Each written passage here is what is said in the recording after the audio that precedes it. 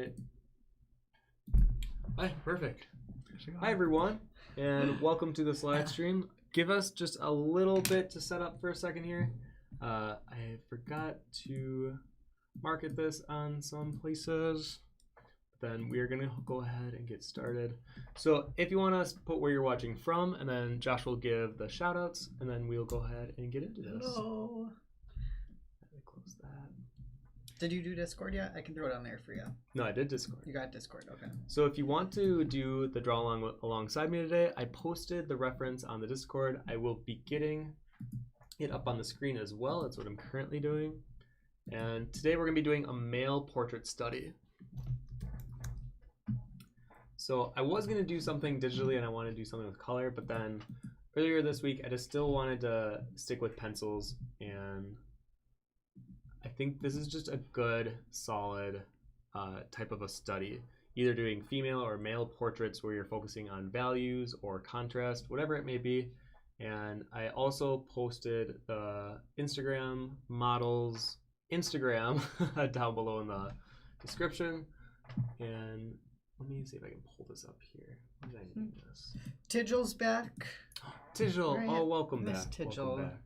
We missed you, Tigil. Oh, Seal's here today too. Finally able to join real time. Long time no see. Hello, everyone. So good to see you, Seal. Barbara, I am time today. Yes. Hello, welcome. Hello, hello. Drea. Jim says we will see how much drawing I'm able to do with my kids fighting in the other room. Oh no, Jim. Hopefully they'll settle down. It's been so hot here. It's fun because our neighbors, they have like, I don't know, they have to have 3 or 4 kids. They're our backdoor neighbors, and they're always outside. Mm-hmm. But it's been great because I feel like they're able to get all this energy out now that they're outside. Hyoku Art, hello, welcome. Oh, hello, Itako. Good to see you again. Good afternoon. What? Hoi. I forgot I turned off all my got this, alert Jen. box sounds. Salkuth, hello. Future Core, hello. You guys can also put where you're from too if you'd like. Otherwise, just a simple hello works. We go hello, hello again. Hey, Raw. Eunuch, hello. I still need to eat up. Please talk a lot. Yes. Eve, hello. Felix, just woke up from a 2-hour nap and feel like death. Yay. Hello. I feel that. I feel like if you push the like hour mark for a nap, you wake up with that groggy feeling. Oh, Fem, you're here today. Hello. Hey, Fem. All right, I've not seen you. I feel like the hello. last couple you've not seen you, Fem. I missed ya. Faith is here. Ciao. Sokuth, finally joining this time. Oh. Yes, welcome.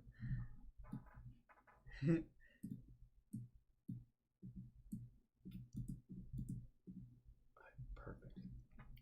Exilian, hello, hello. Alvin, hello.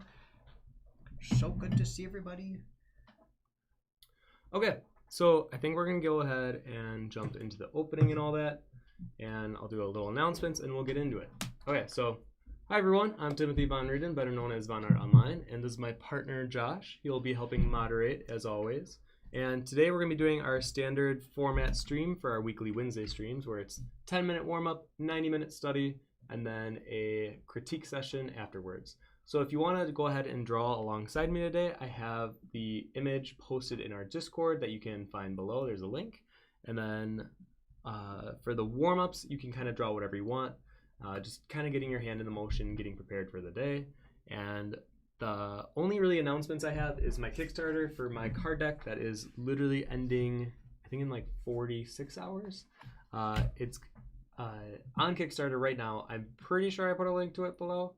But this is like an entire illustrated card deck that I started back in February. I was able to finish the aces yesterday, so I was able to show people what those look like.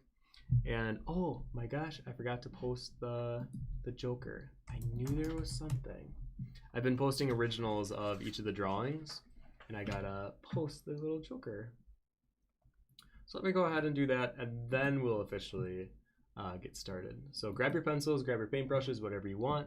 And then during the stream, if there's any questions or if any discussion you want to bring up, just put at vonnart before the comment or question, or put at Chua. That is Josh's handle. We will do our best to go ahead and answer it. It could not be just related to art. If you want to ask things about life, or if it is very art specific, you want to know what pencils I'm using, anything at all, we will do our best to answer it.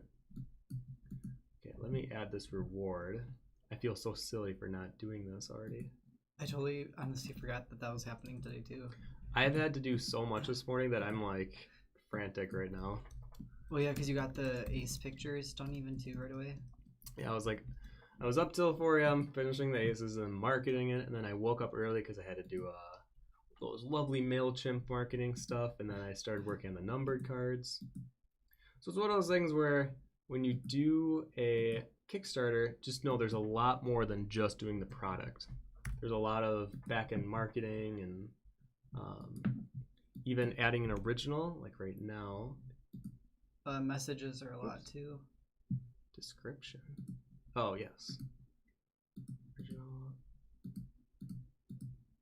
You have this down though. Right.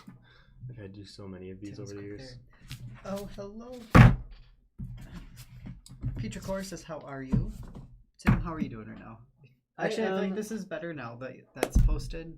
I am stressed. Yeah. I feel a little behind. And then yesterday, I'm sure we'll talk about it on the stream, but we found baby rabbits that were in the fire and we had to save them. It was a whole thing. Okay, I think this is good. Okay, I'll just have to market it after this is over then. I'll remember to do that. Okay. Okay, so now that that's out of the way, let's go ahead and get ready for our 10-minute warm-up. I'm going to give Josh the If you mouse want to bring here. Chrome over here, I'll get the timer set up too. We'll probably not have the timer for the warm-up, but we'll have a timer for the real deal. Here you go. Thank you. So now for the 10-minute warm-up, well, you know what? I'm going to get this out of the...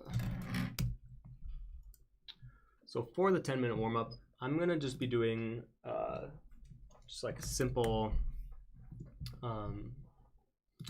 Pinterest warm-ups. So basically all I do is like type in profile on Pinterest or Google image search, and then I just quickly jot the gesture and some of the movement in the drawing. So yeah, let me grab my scrap paper. Hang on, I'm adjusting it. Don't know currently. I'm just going to use this will work.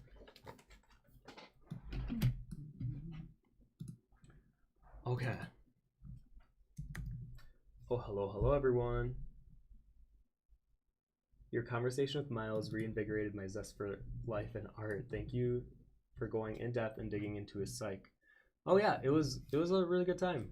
I feel like Miles is one of those people who enjoys kind of asking or like questioning his thoughts, and I see it a lot in his arts. And if he has a really strange idea where he can then fabricate it into an image, I find it very fascinating, and I find his art to be very intriguing. Where I've leaned so much more into commercial art the past few months, I want to lean the other way back into personal art making again. And it was really nice talking to him as a reminder of, okay, once this card deck is over and you push this out, do some art for yourself and do something that maybe speaks more to what you want to be creating, rather than, you know, having that financial security that I think as artists we all crave. Sorry. I most just need to save these numbers so I know what numbers to put in for the timer settings. I wish you could just crop it, but... Yeah, so Josh is learning about OBS being very finicky about resizing things, because resizing's fine, but then cropping within it, you have to kind of edit it one by one. It's just a guessing numbers. Oops. Oh no. What do you have for the top? I forgot. All right, while Josh is doing that, let me see what else we got here. Oh no, you accidentally stabbed yourself with your pencil. That's one of my worst habits. I always tell people, don't put pencils in your pocket with the lead facing up or with the point facing up. You do that a lot, I feel like. Not so much in the last few years, but definitely when I was younger, all the time. And it would always slip in between the cuticle and my nail, and drives me nuts. So bad. No. Are you still working on it? Yeah, sorry. This is 4. I'm almost there. 5. Let's do 6. 6 works. No, that 6 did not work. All right. If you guys have anything you want to talk about while Josh is doing this, I'll do a free talk. Digital, because I'm egocentric, I posted a picture of myself in the follow along channel because I'm obviously so much more pretty than this reference that you're using. Duh. Oh yeah, I mean, if you want to do a different male portrait study, you don't have to do the one that I chose. If there is one where you really like the contrast or the lighting in it, or you really like the values that were distributed between the face and maybe the cast shadow in the neck, whatever it might be, this is like one of those pure art studies of drawing a person's portrait and then really hyper focusing on contrast and a lot of mid-tone. I feel like a lot of artists maybe don't play with this enough.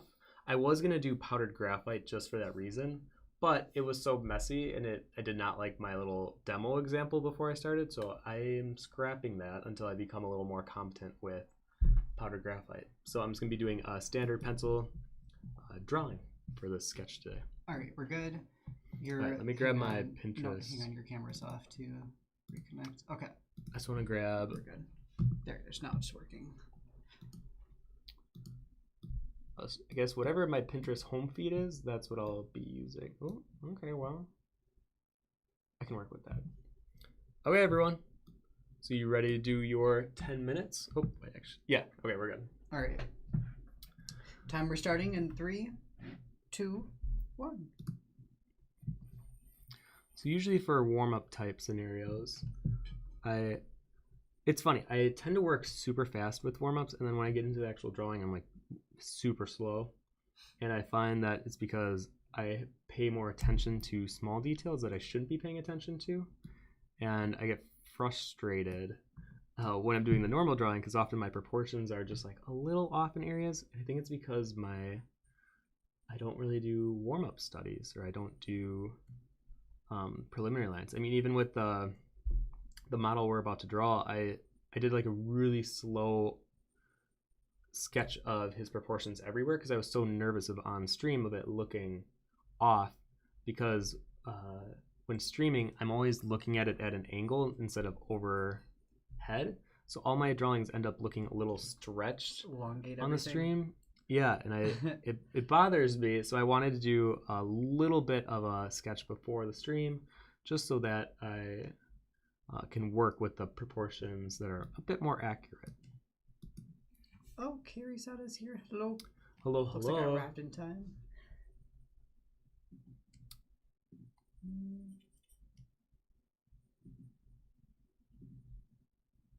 Oh yeah, Fidgety Fox. I think I showed you. Fidgety Fox finished the drawing with the hands on them.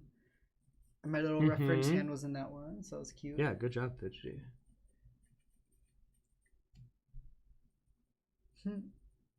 Fem says, so TED Talk ready to you? The what? I said, so you TED Talk ready? Ah! I don't think we're going to get anything TED Talky today. Because oftentimes when I'm doing interviews, I don't have to be drawing, so I feel like it's very easy then for me to talk and get into these like really deep discussions. When I'm drawing, I'm half paying attention to what I'm saying, and I end up rambling on a lot of stuff. I don't know. We talked about you killing me with bees last week, so. Oh, that's right. I mean, admittedly, I still find people falling down funny. Yes. Tim sat on the couch and watched a couple of TikToks with that the other day. Oh my gosh, there were a couple that were so funny. And I feel like I'm definitely older because the type of TikToks that I really enjoy are not the ones that are probably the most popular, of like, especially with the younger high school crowd. Every time I see a high schooler come on my TikTok, I'm like, I just don't want to see it. Because it's usually either a girl doing some kind of a kind of quirky video, or it's like just a shirtless guy doing things that are just a little too mature for his age. I'm like, I don't want to see any of this. But what I really like seeing is when people film their parents on TikTok without them really knowing what's going on. I find that to be hilarious. There are a couple that are just so genuinely funny, And it just has to deal with the parents being like, what are you doing now? Like, get me off camera. It just, I find that so funny. The moms they get so mad. The moms are so great. Unix says any beforehand advice for digital. So when doing a study digitally, it depends on if you want to be doing a color study or like a value study. If you want to do a value, I would turn the reference image that I provided into a grayscale image. That's what I did with, I have the reference on my screen, but I chose not to have the color one because there's so much going on with the foliage and then his shirt colors and then even his skin colors. There's a lot going on, but since I'm working with a grayscale medium, I changed it to grayscale so that I can focus on values, because really the focus for me personally on this study is values, and I really want to work with mid-tone specifically, and that is my challenge. So I think no matter if you're doing digital or traditional, what are you wanting to focus on? If you want to focus on it just being a true to form realism study, well then I guess my advice would be focus with time. Make sure that you're using it efficiently. If you're working with values, do what I'm doing, and if you're working with colors, you might want to be doing some color picking, but the best type of color studies that I've ever done were ones where you don't pick from the reference photo. So don't pick colors from reference photo. Try to eye it from the reference and then implement it into your work. I think you then develop a stronger sense of color identity and being able to recognize it for yourself rather than having the reliance of just color picking from the photo. But I mean, with a 90-minute study, obviously time is a huge factor, and I totally understand if you want to color pick from it and it have be more of a proportion study or more of an accuracy study. Totally fine too. So I think a lot of it has to go with intention going into it, because I think sometimes people go into studies with the same type of mindset for every single one. But if you really want to strengthen maybe a part that you don't feel quite as comfortable on, I would then attack it.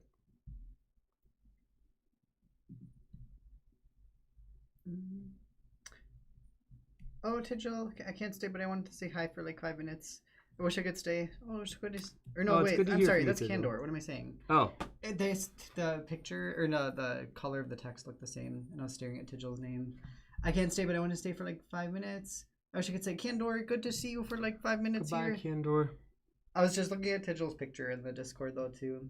Because Tijel, did you have this on your Facebook or something, too? I like this, though, with the picture of his dad when he was Tijel's age.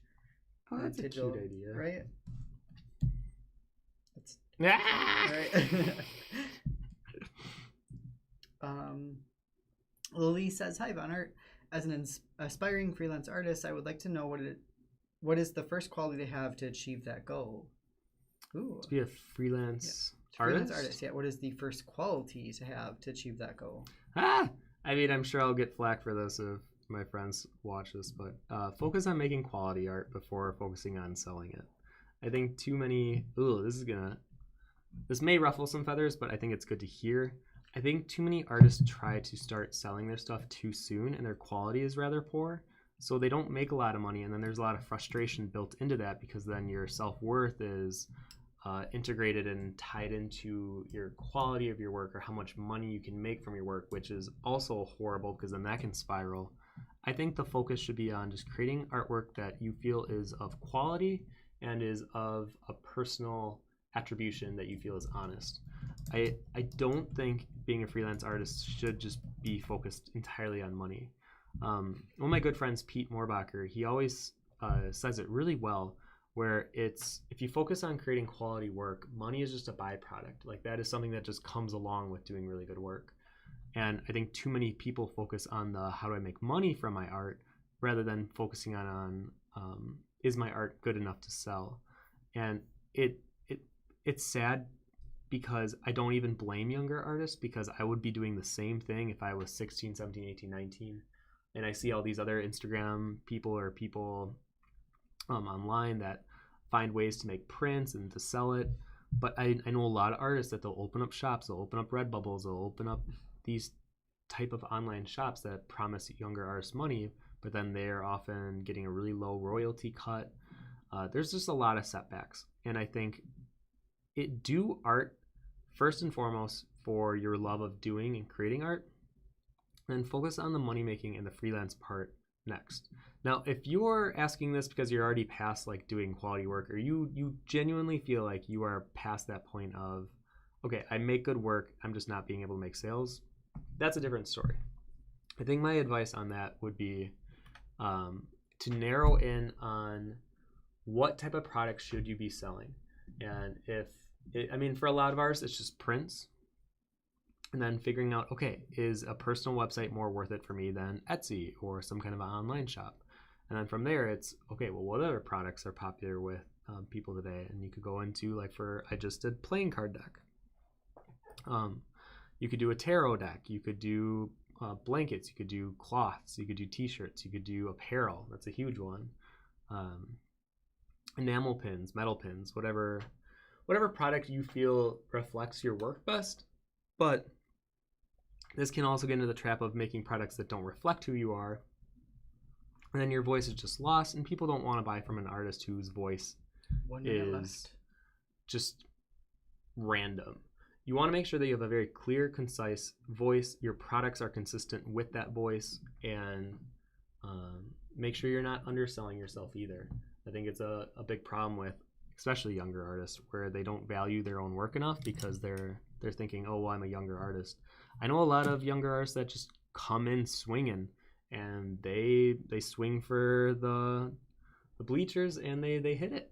I mean, look at some of the younger artists that really are killing it. I think of like Devin and Ross Draws, all these younger artists that found what works for them and then really ran with it. So don't worry too much about that kind of stuff. Focus first on making quality art, and then start targeting how you can sell products that reflect your art in a way that is consistent and true. I always try to link the Instagrams when you mention them. Oh, yeah. Oh, thank you. Yeah, Devin. I got Devin's, and I got Ross, and I have the timer. Warm up done. Let's do a reset. Okay. Oh, no, I have to fix it because we do like the hour and a half, right? Yeah. Okay, I'll get that. Yeah, I'll just yapper for a little bit. Yeah, you're good at that. So I'm going to switch to my pencil drawing. You can see how more tight this is, and honestly, this might be a problem. So you might even see me edit this live a little bit because I want to make it look as much like him as possible, because I think something that I struggle with is pure reference realism study. I often pull it into my own proportions, and I know that I guess that would be, you're implementing your own style, but sometimes I think it is a scapegoat and kind of an excuse for not studying reference and anatomy and proportion enough. So then I force things to fit my own, little lens of how I see people. But I really want to expand upon that, and the only way to do that is to try to be accurate. So the model I'm using is this guy named Thomas. He's on Instagram. Josh and I follow him. He seems like a really nice guy. Seems like he's in a cute relationship with his boyfriend, and he has a lot of good angles because he has a very I don't want to say it almost sounds bad if I say a very European face, but I think a lot of people might understand what I mean of like, there's just a lot of edges, there's a lot of curves, there's a lot of like high pressed jawline.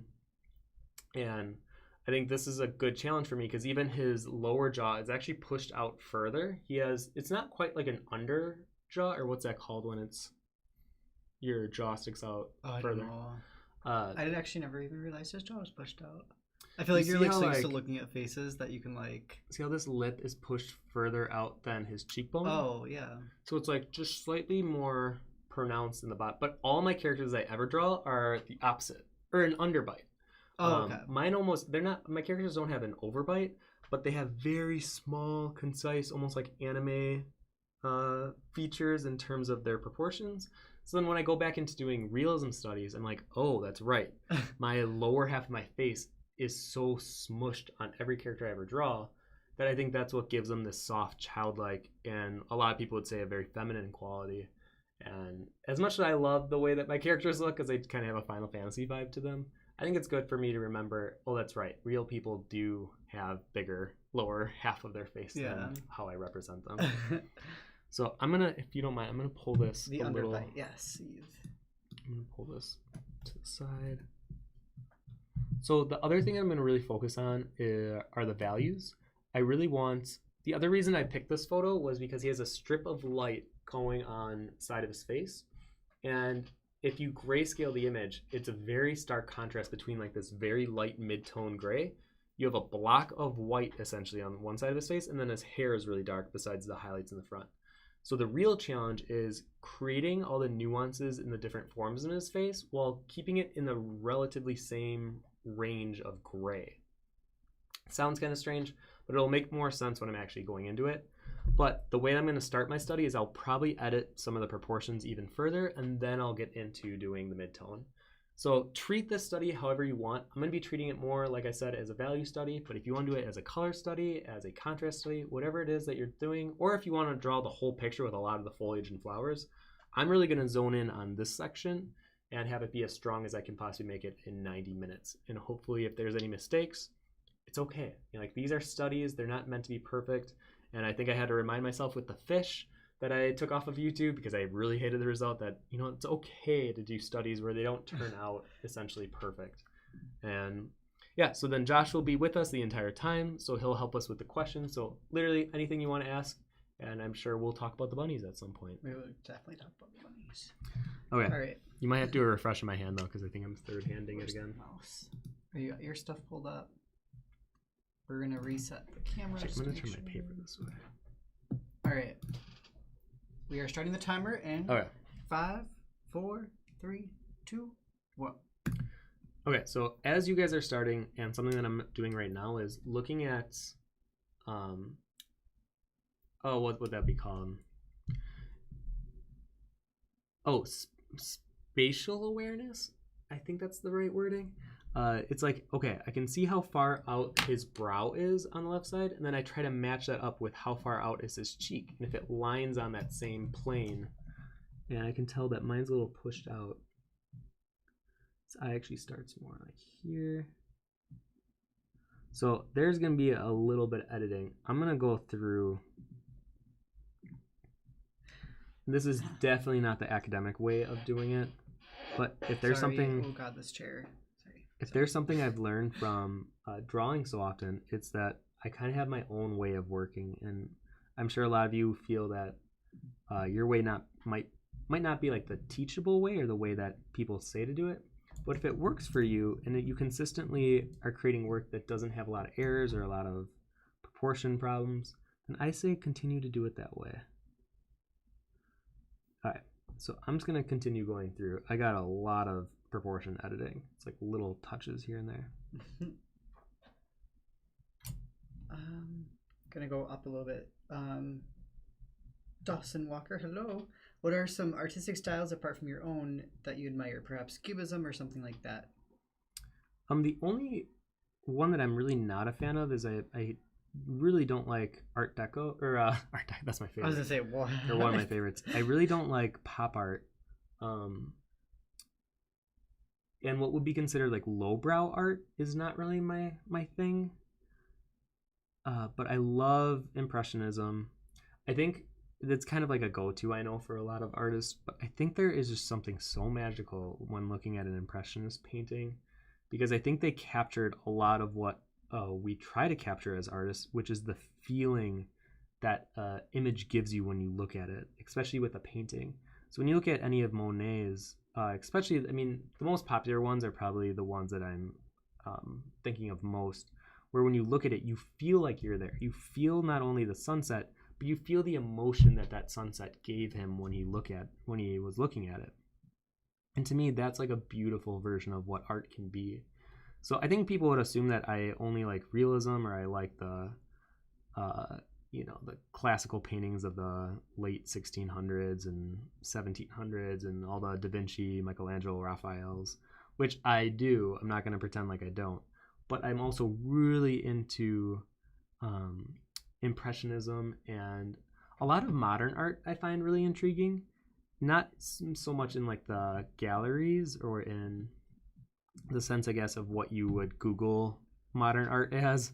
When I think of modern, I think of like a lot of younger artists that are on Instagram that have like 1,000 followers that are doing like kick-ass stuff, but no one follows them. And sometimes it's for the better, because then they can feel not so pressured to create something that is more mainstream looking. But sometimes I think it pushes them to cater into drawing what is popular, which is really disheartening.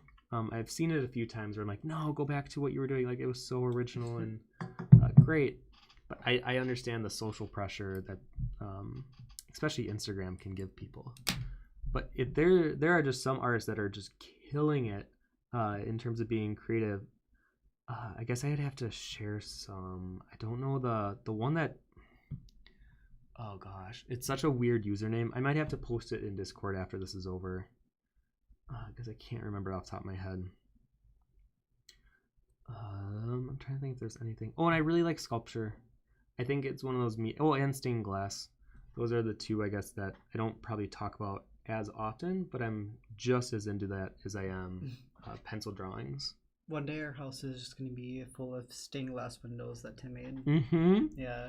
It's like one of my dreams that I'm hoping Josh will continue to be okay with. Yeah, no, I want to try it myself. I mean, I think it would be. I don't think I'll make something as cool as probably you can do, but I want to try it out and make like these cool little window maybe.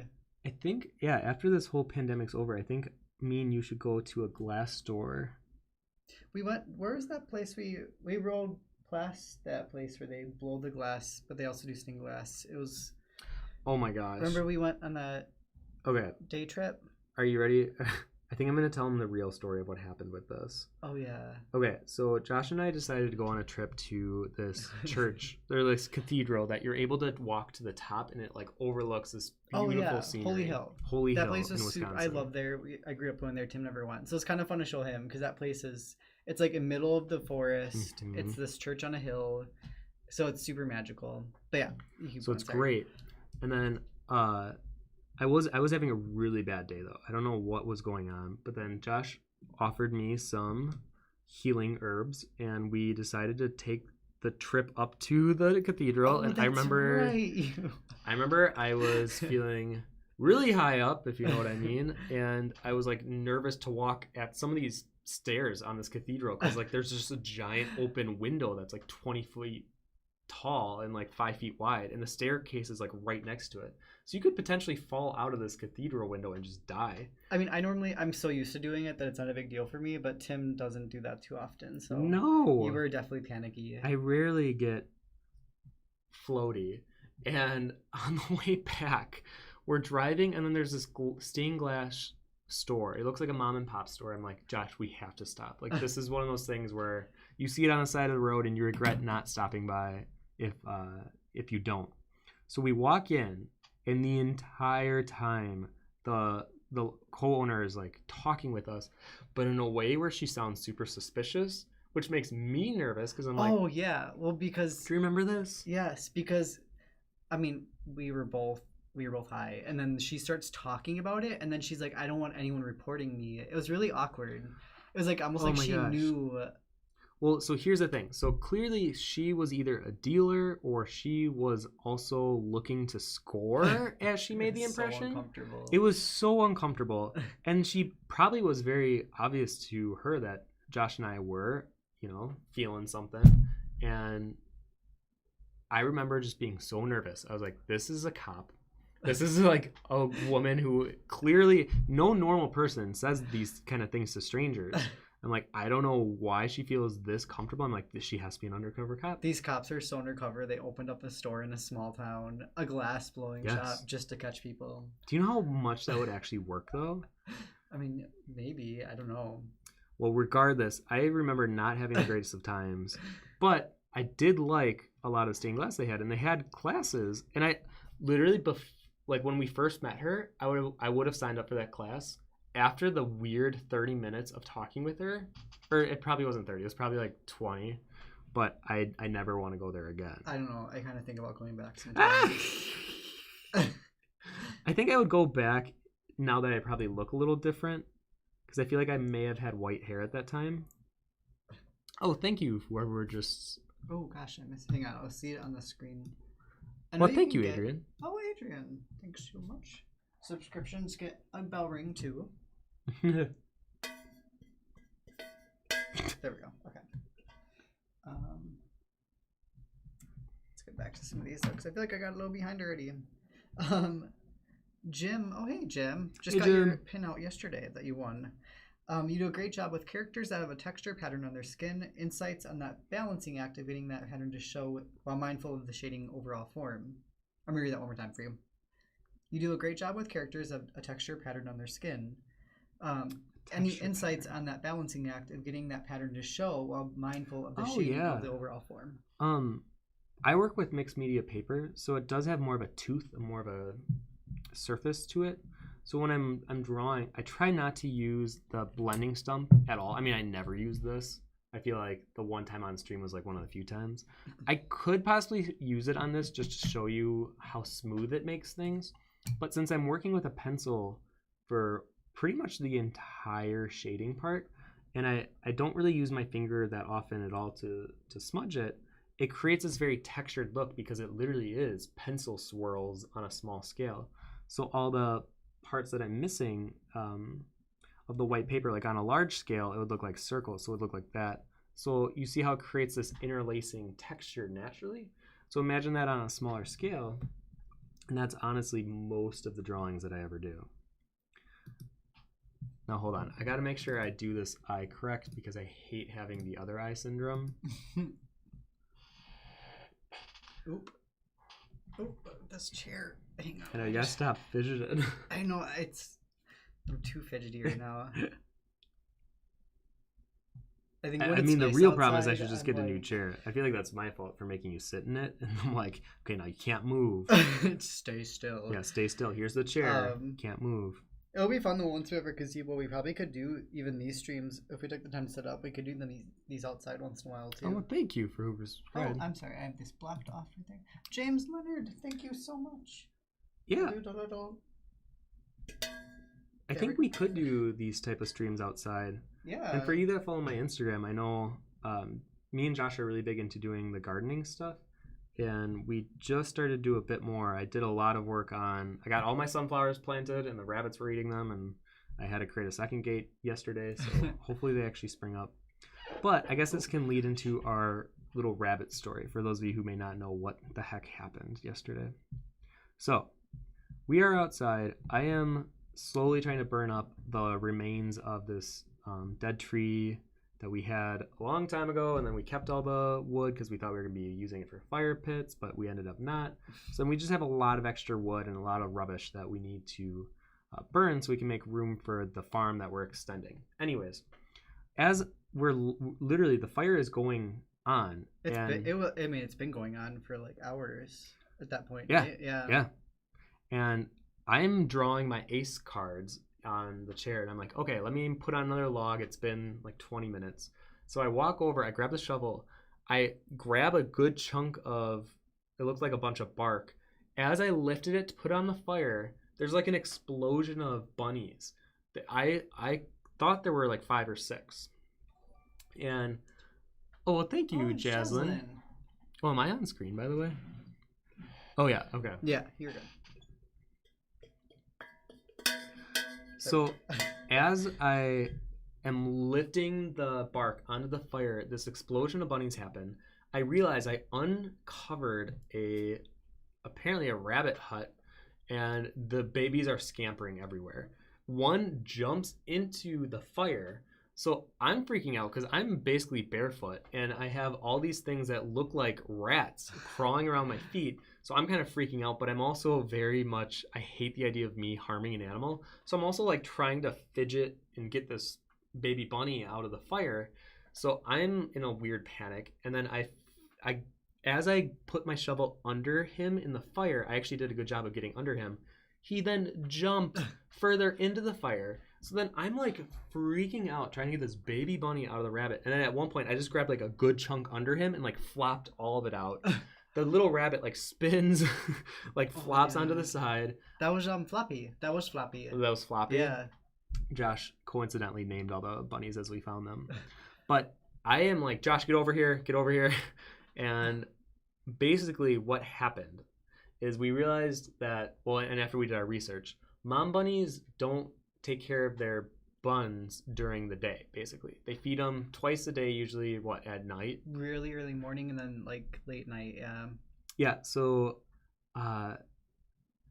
she was gone, and then we were like, okay, well, we can't let these baby bunnies just be out in the yard because they'll die. There's foxes, things will get them.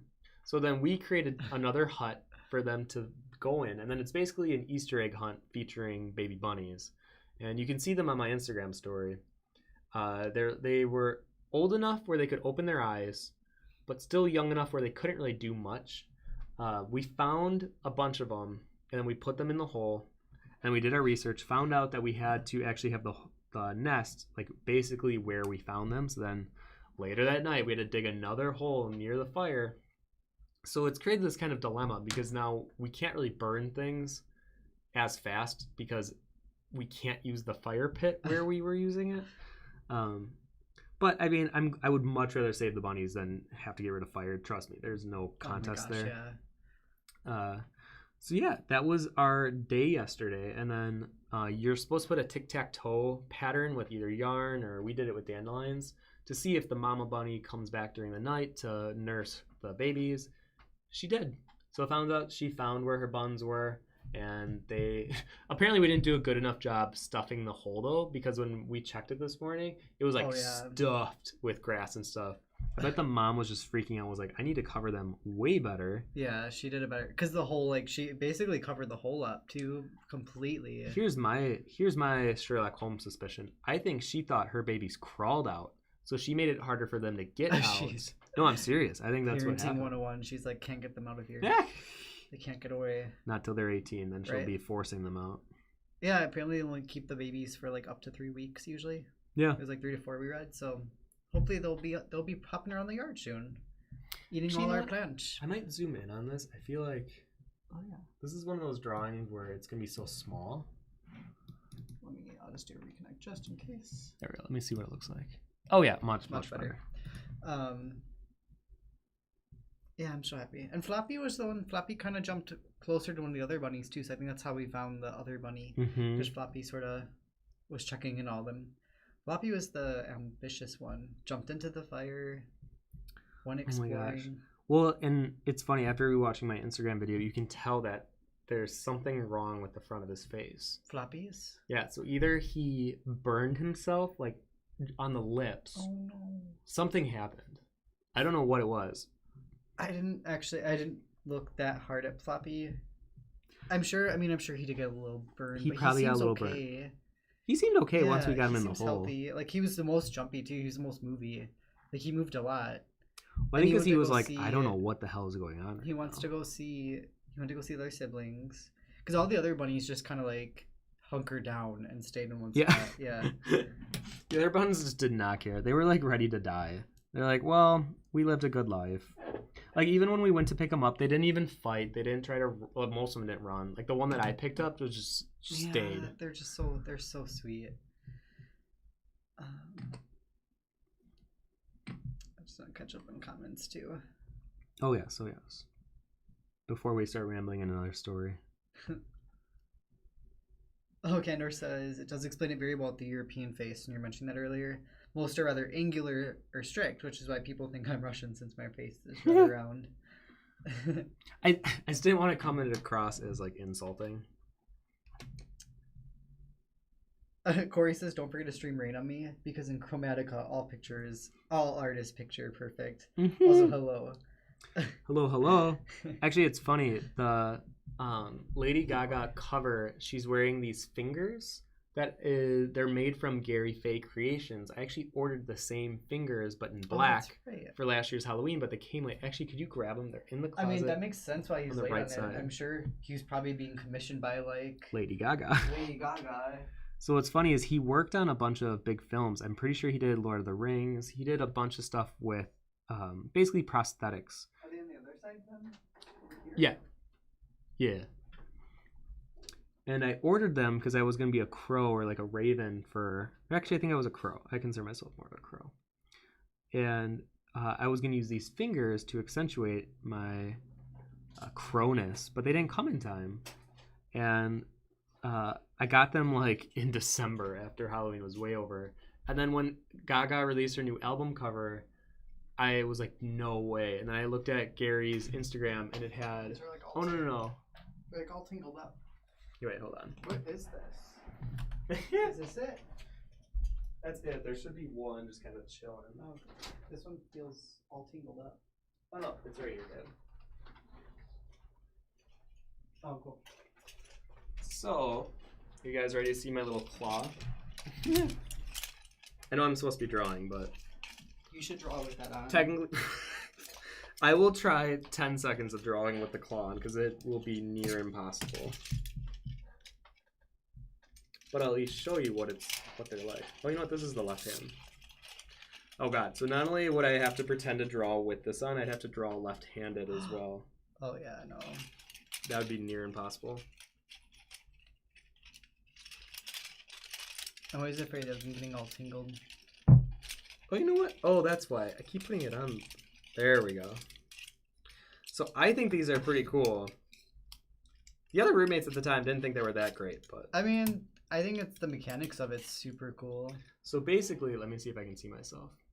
All right, so basically with this claw, when you bend your knuckles, it bends the knuckles of the claw as well.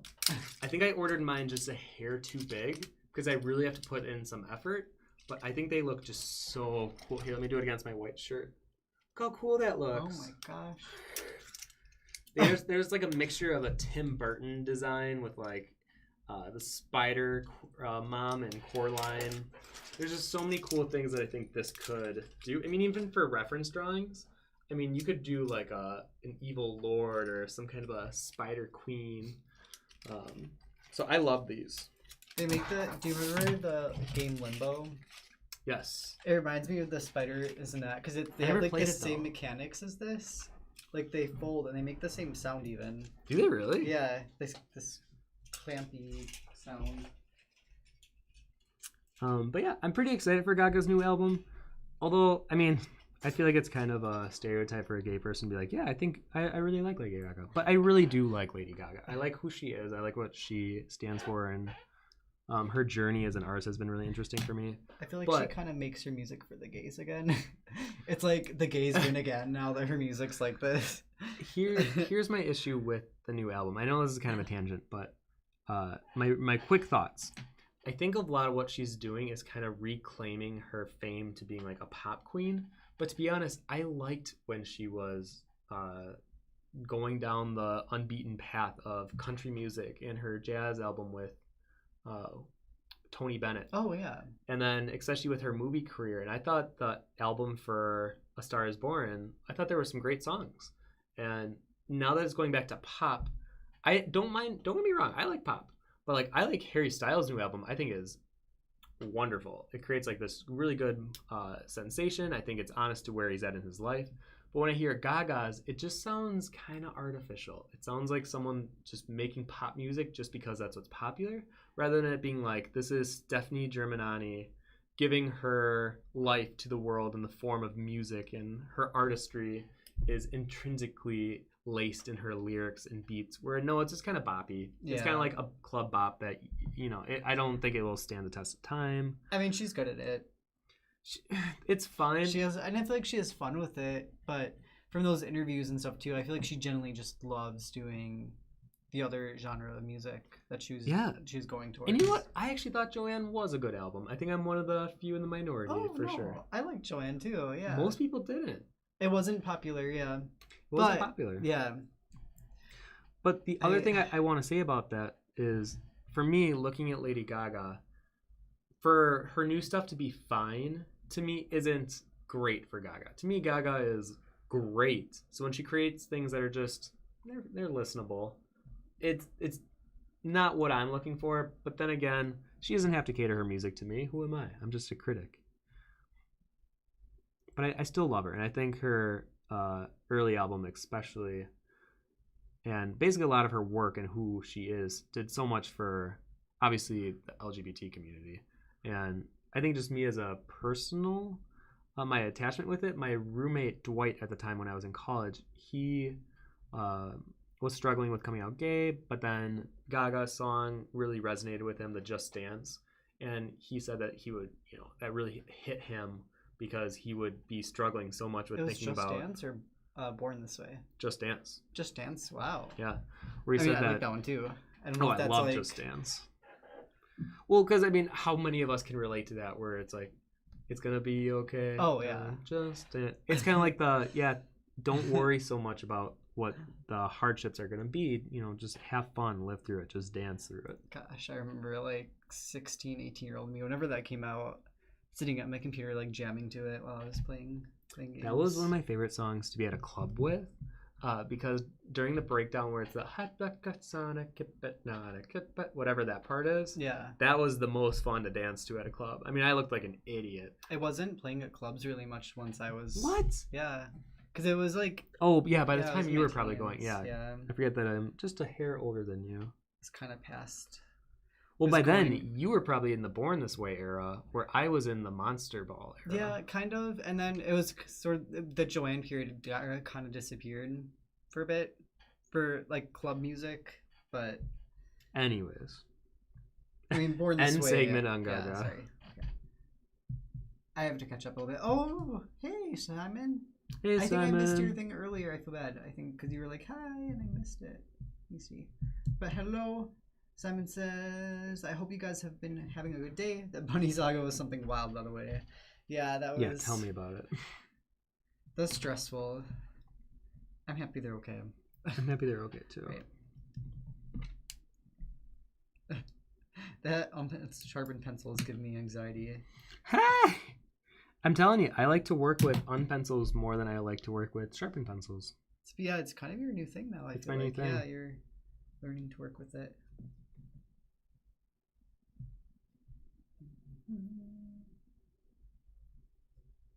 Yes, Tim and I are together. Mm-hmm. We actually just had our 2-year mark, beginning of this month. Oh yeah, Drea says mother rabbits have to basically bury their babies or predators will find the hole. Mm-hmm. That's what we were finding out. Yeah, they I just think it's interesting, yeah, because apparently bunnies aren't the best at smells. So to lower the amount of scents that the mom's giving too, that's why she's gone all day. And then they find, yeah, the less she bothers the nest, the less, if like a predator's nearby, they're not going to see the mom constantly going back and forth to it, which is pretty smart. It's very smart. Yeah. But apparently if we move the nest, though, it created this big problem where if it's more than 2 feet away from the original nest, the mom rabbit might just abandon it altogether then. So we're like, great. Unless if we're going to be hand milking these rabbits, we want the mom to do it. I wonder if that's because the scent. So maybe it's basically off location of how they remember. I mean, know, like where their babies are. I would assume so, yeah. I would hope, yeah, there's got to be something.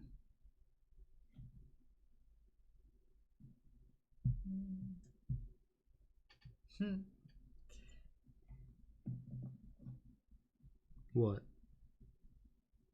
Sorry, I'm just looking through the comments here to make sure I don't miss something. Oh, Fem says, I mean, you guys are not... Fem says, I mean, you are not a mama bunny, so sounds like you guys did a good job nonetheless. Thank you. Did the best we tried to do the best we could. My worst fear is that there's still like a strangler out there that we weren't able to find. I mean, we looked within like a 20-foot radius of the hole. So I'm hoping that when the explosion of bunnies happened, I remembered it being more because I was in such a weird... I mean, that was all a matter of like 10 seconds too that all went down. Mm-hmm. I mean, you moved... It was straight panic. Oh, it was so quick. All I heard was because I was in the chair on the other side of the yard, and all I heard was the screaming bunny. Yeah, weirdly enough, I didn't yell or I didn't scream or anything. You didn't panic. Freaking Floppy was having a time, though. I think I found out I'm so unbothered by things that used to bother me so much. I had literally, I was digging something in the dirt, and as I dug, I put my hand in, a centipede like crawled right over my hand, and I was like, well... I remember just thinking, well, and then I just kept going. But when I was in high school, that would have freaked me out. You know, that would have been really... Some bugs bad. A lot of bugs don't bother me, but centipedes are one still that I do get. I think it's especially the really big, juicy, fat ones. Like, you know, those really big centipedes. Oh, the house centipedes. Have you seen those ones in the there's like jungle centipedes that are huge. Oh my gosh.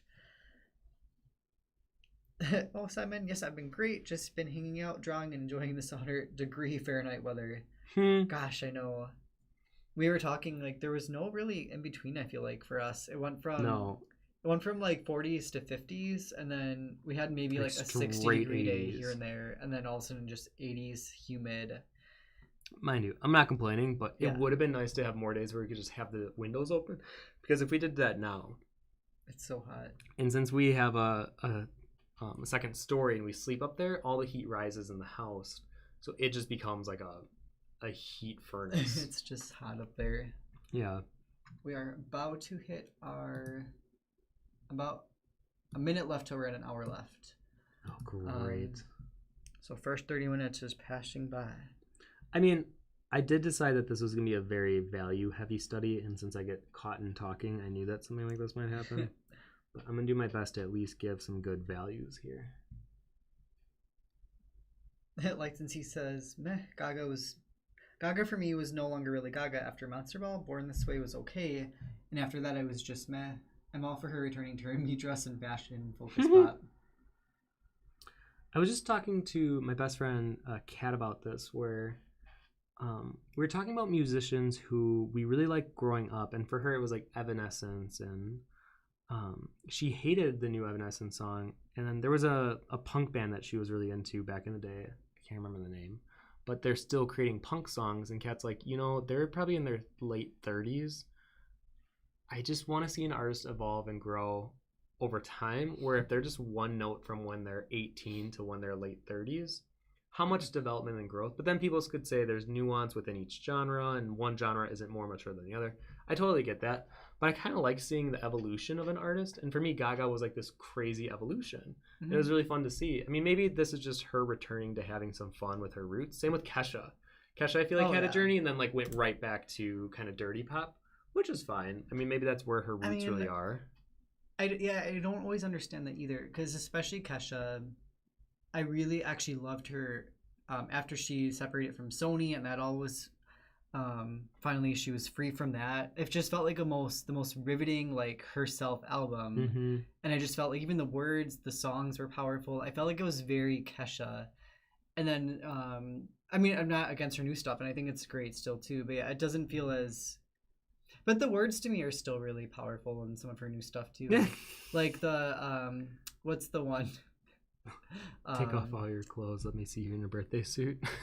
Yeah, the birthday suit song I feel like really nails her growth as an artist. I liked I'm forgetting the name of it, so I have to look it up really quick.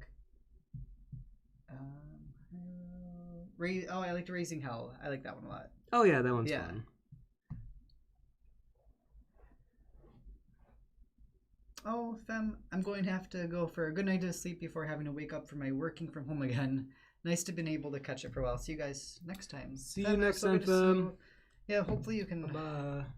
Hopefully we can see you some, but I know it gets hard too, especially with quarantine and staying online. Online communication to me is sometimes more exhausting than in person, for me personally. So I know that's hard too, especially when you're already working from home. It's like you're just doing a lot of work. So it's so good to see you, Fem. Sorry, I was just, because I think earlier Fem was saying feeling a little bit more actually distant online even during this than beforehand even. Yes. I feel like it's been good for me personally. You've been good. I know. I kind of relate to that with Fem though. I feel like I don't know. I get myself exhausted.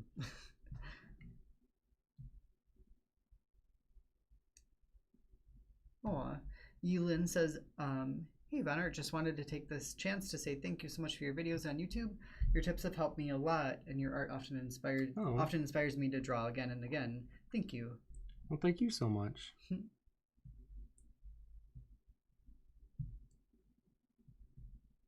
Yeah, I think that's why I mean, I kind of like Halsey. I like Halsey a lot for that too. Granted, she's younger than me, so it's a little different. I would say, I think I think Kesha's probably my cutoff for like I don't know any new artists besides like Billy. Like, I really am so uninformed with pop music nowadays. I mean, Billy's fun though. Her music's good. Oh, I love It's Billy. so hers. I feel like is so uniquely her music too. I mean, that's why I really like Lorde too for that bit. I mean, Lorde really, honestly, I feel like changed pop a lot because she had such a different sound to it, but it worked. One of her lyrics were definitely more mature and they weren't as flashy. I think she was kind of making fun of what the pop industry was at the time, which I think was very much. Actually, Miles made a good point with this. Like, the more something becomes popular, then whatever is adverse to it or whatever is opposite becomes more attractive. Yeah. So, like, Lorde was so attractive at the time because every pop musician, I mean, Rihanna, Gaga, all these, were very much like flashy, crazy clothes and very sensual with their music. And then Lorde comes out the complete opposite direction. And I think a lot of people related to that. Yeah. I really liked Lorde too back in the day. Oh, Fem says, yep, because I have way more social contact with friends now when I'm also in my last 2 weeks of my internship. So it's been a full with extra work for a presentation and such. Oh, yeah, that's a lot going on at once there, Fem. But yeah, it's good to be reconnecting with people again, too. We were able to at least just be able to communicate with them and stuff's been nice. Oh, yeah. I don't know. Lights and See, maybe it could be a different kind of pop, like Madonna's Ray of Light versus her first couple albums. Or the dance-heavy, sample-heavy Confessions on a Dance Floor. Yep, I'm dating myself. Madonna definitely had a lot of transitions. I think that's why it's so fun to watch, just because she does. Like, I feel like her music kind of reflects what she's going through or her life. I mean, personally, if I had to give an opinion about this, I feel like it's a lot of marketing. I feel like she does it on purpose. Oh, probably. But I don't care because I do like a lot of the music that she goes from genre to genre. But it could also just be, I mean, obviously I don't know her, so I don't know what her journey is. This is me speculating. But I think maybe she is like, okay, my last album had more of this country vibe. I'm going to try more of a dancey album. And then she just kind of like takes that route throughout her music. I think that's kind of cool because then as an artist, it's like, what happens when I'm in this genre? Like, when I'm in this part of the pool, like the deep end, what do I do in this versus when I was in the shallow end? And it's kind of fun to see what an artist does in different areas of different genre. Oh yeah, no, that's why I think I like Halsey, because I feel like she's trying out different genres lately, which has been fun to watch her try out. I feel like I don't know Halsey that well. I think that's got to be hard to do too, because she is under a record. So I'm sure in a way she almost has to make it steal. Like if she wants to do a country song, she tried a country song out, but she definitely made it more poppy still. But it was trying to probably work with a label that's like making her. You make money doing this genre, so stick to it. Because I haven't really heard anything of hers that didn't sound like poppy. Like Kesha poppy. Oh, it's not boppy pop though. I feel like she has more of not melancholic poppy, but it's definitely more of a lower. I guess I have to hear more of it. Yeah. I don't know.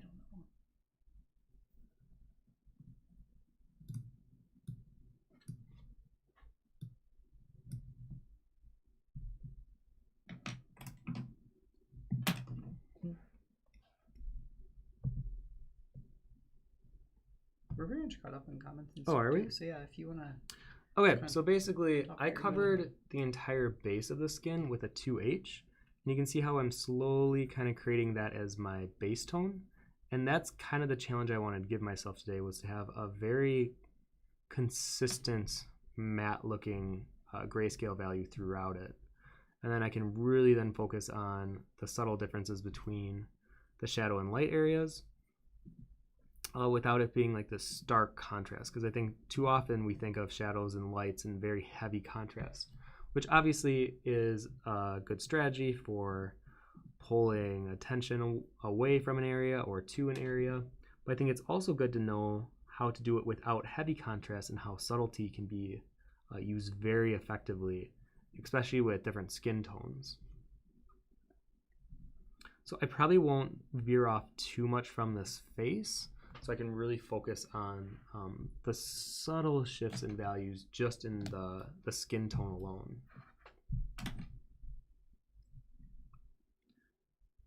Like I said, I might still be editing some of the proportions throughout this too.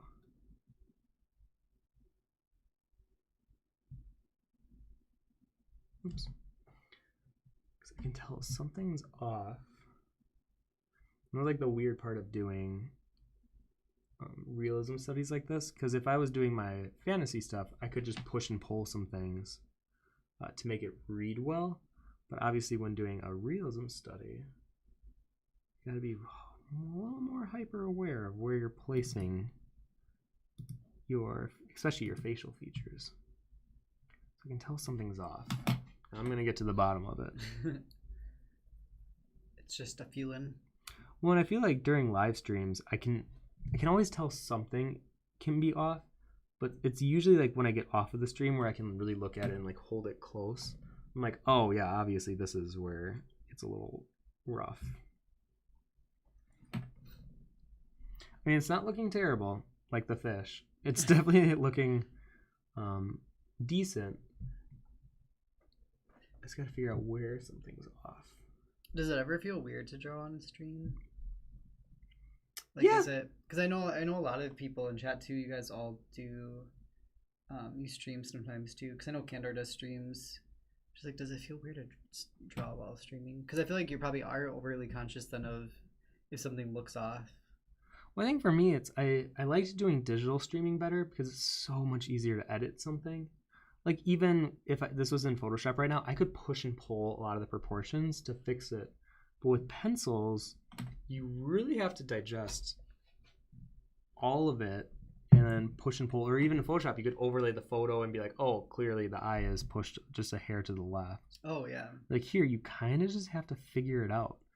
So I think the pressure I feel streaming is just doing traditional stuff and how much more difficult it is to talk and do a traditional study and try to make it look as accurate as possible.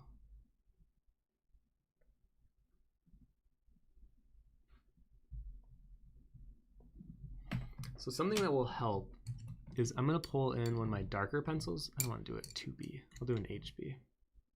So I'm going to make his hair far darker to add that contrast.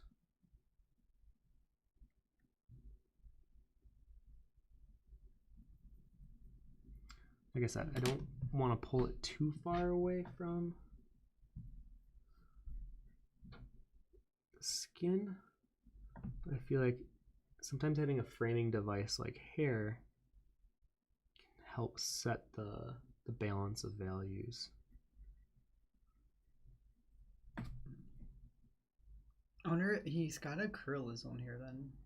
I wonder, or if he just has naturally wavy hair like No, that. I think he has naturally wavy hair. So? Yeah, because I've seen him straighten it. So I think he has what I think Harry Styles has, where people claim it's curly, but it's really wavy. It's just wavy, yeah. Yeah. Like I have curly hair, so I know how big of a struggle it is to have curly hair. He has wavy hair. If I had wavy hair, I would never complain once in my life because wavy hair creates like this cool coif. Where curly hair, I mean, if I don't, like this was a straightener that I used on here. It's usually just like a juke roll.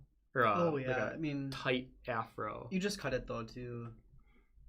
But I feel like... Oh yeah, I keep it short because if I had wavy or straight hair, I would just let it grow. I'd be Jesus. I would just let it grow. I would put flowers in it. I would braid it. Yeah, I would love it. You've tried so many things on that head of yours. I know, and I can't do it. And then it just creates this weird heat trap, and it just makes things even worse for my scalp. So I'm like, you know what? I can't. I'll never be able to grow it long. I just had to accept it. I think it's pretty cute. I like it. I actually wish I had a little wavier hair. But I think after seeing, like, I understand curls now. I feel like it's not always the easiest to manage. I think people envy them or want them, but then they don't realize it's a lot of work. It's a lot of work.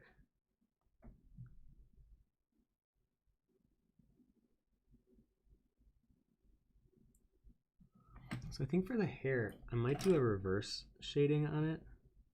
Or I might keep it more white on the edge and then kind of dark near his face. Drea says, my power is flickering. I might lose you guys. Oh no. Very stormy. Oh really? It's like very nice and pretty. I don't know, is it here. storming, Drea? Yeah. That's scary. Oh, Simon says I need Tim to draw me someday. And yes, curly hair is a struggle. If I brush my hair, I look like a basketball. I mean, yeah, that's how I feel too. It just creates this like poof. Just rounds out. Mm-hmm. Drea says, "Yeah, I remember first getting my hair cut really short and how I looked like I had a toupee on." Yes, that's how it feels. That's why, I mean, especially for me, whenever I grow my hair out, and I know people always talk about this, there's that awkward phase you have to get through. I have never been able to push through the awkward phase because my hair gets so big, where it's not like lay flat big, it's just like bomb. So I can never get past that point because I always look so silly. And then if I go to a wedding or something, there's no taming that lion. So it is just out there. And then I feel like I'm disrespecting people with my like unkempt frothy hair. It almost just looks like I didn't care, which I know that isn't the case. But if I use the right gel, I'm sure I can make it look really cool and curly and just be okay with more of a fro. But since I don't know how to handle such tight curls, it just looks frizzy. I mean, you took care of it pretty good when you did events like the Spectrum. I know when you did that the 1 year. See, that's exactly that's where I thought I looked the worst. Oh no! And I thought it was insulting because it looked like I was like mocking. I don't know. I did not feel good about myself at that Spectrum. No. Yes. Salkuth says I'm in the awkward phase right now. Just gotta push through it. I'm sending all my love your way because I know how tough that is. Vic says my best friend has curly hair, like really curly. It looks amazing, but she hates it, which is sad. Yeah, that's what I think. Tim's hair is good. I just think you, in your mind though, you really want a different type of hair too, so I know it gets you upset. I would pay an absorbent amount of money to have my hair follicles permanently straightened. Like I think it's so much of a hassle that I would pay a lot of money to get it permanently adjusted, but it's near impossible, at least based on the research I found. You could go and get it relaxed. No, I'm not talking about relax. I mean, like literally, I would shave my head and they would go into every hair follicle and laser so it's not a flat hair follicle, it's more of a circle. Wait, is this a thing or no? Not yet. Oh, okay. Is it something they're actually trying to do? Yeah. Are you serious? But it's not successful at all yet. Simon says when I meet you though, I'm gonna bring you so many curly hair products, perks of working at a salon. So that's true. You might have some good ideas too, Simon. Because I feel like you work with hair, and if you're curly hair too, you're gonna know. I mean, you've talked to a few people, just like at the Vegan Fest last year. Well, it's funny because even in college, I would go to what I guess people would consider ethnic hair salons. Yeah. So it's a lot of these women that are conditionally working with black hair and primarily black women's hair. So I would go in and be like this super white boy, but they knew how to handle my hair. Yeah. And they would give me a lot of good advice, but I think it was me handling it on my own is when I started to lose sight of it. But when I would go there, they would do a nice cut, and they would always comment on how crazy it was that they felt my hair was so similar to that same coarseness, that same like yeah. Well, I think texture. It's just weird because your family, both of your parents don't really have tight curl hair. That's why I'm convinced I'm adopted. I'm the only one with colored eyes. I'm the only one with hair that's not like a dark brown black. But they swear I'm not.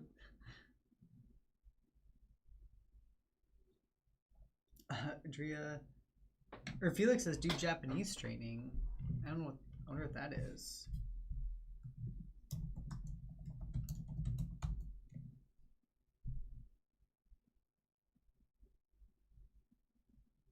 There's a salon in Milwaukee that offers Japanese thermal straightening, which is super hard to find. What? Apparently. I admittedly haven't heard of this. I've seen some weird rice treatments online, and I tried one, but it was making the tub really gross, so I stopped doing it. It's called thermal straightening. I'll look at that more later for you. We'll see. either way, I mean, now that I'm 30 and I don't really care about how I look as nearly as much as I used to. And I'm kind of realizing the older I get, the more or the less that looks actually matter. But I feel like they matter a lot when you're younger. So obviously when I was in high school, I was very insecure about having this weird hair. But now that I'm 30, I'm already in a relationship. So it's like, who am I impressing? It's like, I don't really need to impress anyone at this point. And if I feel pretty comfortable with myself, and I do feel pretty confident with myself, then it's not as big of a problem. Oh my gosh, I realized I made his nose too long. Oh, that's a tough fix. I might do something crazy. How much time do I have left? You have 41 minutes and 15 seconds. I might have to try to Olympic this. Oh my gosh, Tim. Hold on, let me see how far off it is. That's interesting though. Andrea says very long on top and short from my ears down. I feel like that's how my hair grows too, because it gets really bulky. I feel like it doesn't really grow long though. My hair, at least. Yeah, yours it's more flat. It grows like on which top. is great though. I don't know. I feel like I'm in the Beatles right now or something though, where it's at. It's like Sean too. Sean gets the Beatles hair. I mean, I'd rather be a Beatles than a porcupine hedgehog combo. Okay, I'm gonna do something crazy, and I'm moving this whole facial. Oh, that looks really creepy right now. Without the eyes. Yeah, it just. I mean, I'm always telling people if you see a mistake, you gotta correct it. So I guess what better way than to do it live? Right. This is gonna be cool to watch. Well, we'll see if I can pull this off in 40 minutes. Soku says the funny thing is people with curly hair want straight hair and people with straight hair want curly. Of course, not everyone's like this, but it's a common scenario I find interesting. Yeah, I kind of want that nice in between of both. Again, curly, I think, or wavy hair would be like the ideal, just naturally wavy hair. But I don't. Is that a thing, or do they? I think they curl the hair. No, wavy's definitely a natural thing. Really, I'm so jealous. Here's the thing: people with straight hair don't know the problem and how tough it is to work with curly hair. So I think I almost like borderline find it offensive when I hear people say that, especially when people come up to be like, "Oh, how do you not like your curly hair?" It's like, no, you don't. You're not allowed to say that because it is so hard to work with curly hair, and it is always dry because curly hair is it's consistent with all curly hair people that hair is always dry, and moisture is always a problem. So if it's humid outside, your hair is just gonna puff. That doesn't happen with straight hair as much. It just might become a little more busy. But yeah, I just really wanted straight hair growing up.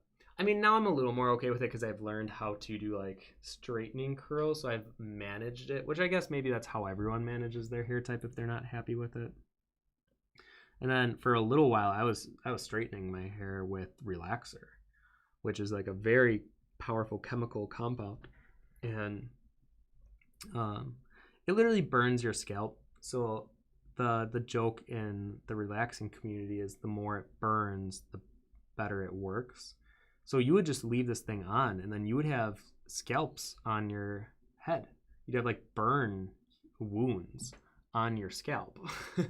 And that was just it. The better it burned for a little while, I thought that meant it was doing its job better. So I would just leave it on for like a half hour, and it would really hurt. It would like really hurt. So I don't do that anymore because I'm just like, this is not worth my time and energy. And honestly, I would just keep my hair short because I'm lazy in that department. I think when it comes to how I look, I don't really care. Like even right now I'm wearing pajama bottoms. And I threw on this type of a shirt because it was clean enough to be on stream with. But for the most part, I really don't care too much about personal appearance. Unless I'm at a con, I try to look a little nicer at a con. But like day-to-day life, does not concern me that much. Oh, yeah.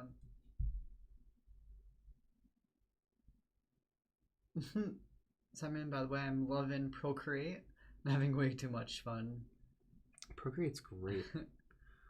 I think it's Photoshop I'll always have a love for, and I feel pretty efficient with Photoshop.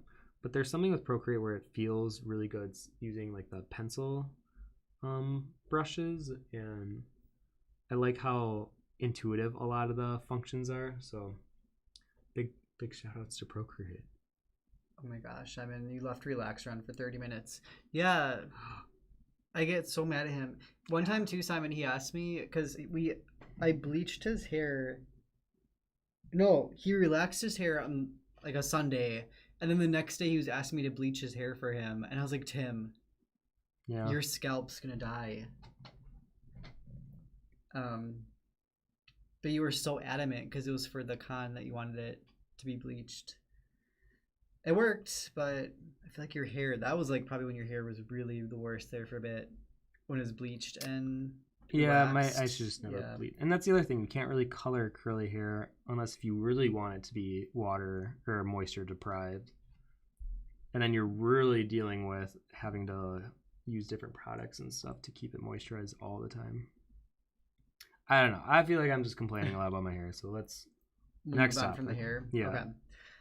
Lauren. Hi, Timmy. It's Lauren, Kat, soon-to-be sister-in-law. Hey, Lauren. Hey. Good to see you. Hello. I know we last saw you at, probably it was Amkey then. Yeah. I'm thinking, yeah, and in Milwaukee.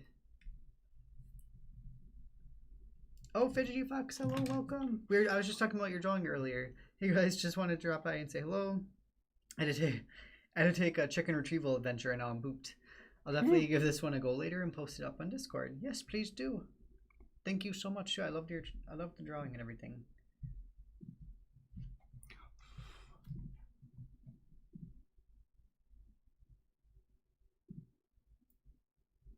It's so pretty.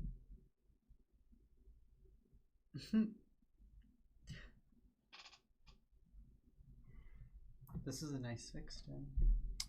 We'll see. Still a bit more to do. Because whenever doing a big edit like this, then I have to like look at everywhere and see, okay, how does that affect the proportions on this area? How does it affect it on this area? Simon, I'm so ready to do a con next year. I know that'd be so cool too. You can join us for one. I wonder, like, I mean, Milwaukee's in the area too. Some of those ones are close by for you. Oh, Lane's here too. Hello, hope you guys are having a lovely day. Oh, girl, Lane, yeah. Oh, hey, Lane. How are you doing? So good to see you. Hope you and the babe are well. Yeah, are you guys holding up okay? I feel like you have a yard where you're at too, right? So at least you can probably be outside and stuff too, which is nice. It would be hard living in an apartment or something right now because I feel like you'd have to really make an effort to get out. Mm-hmm.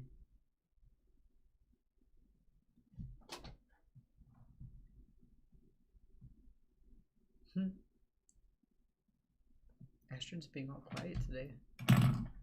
Yeah. Because she was bummed out that we would never let her outside. Oh no, I just got a notification. You know they're sending people up in space again right now? The mission got pushed to this weekend now because of weather. In space news. In space news. Alright, so now I gotta redo the eyebrows here.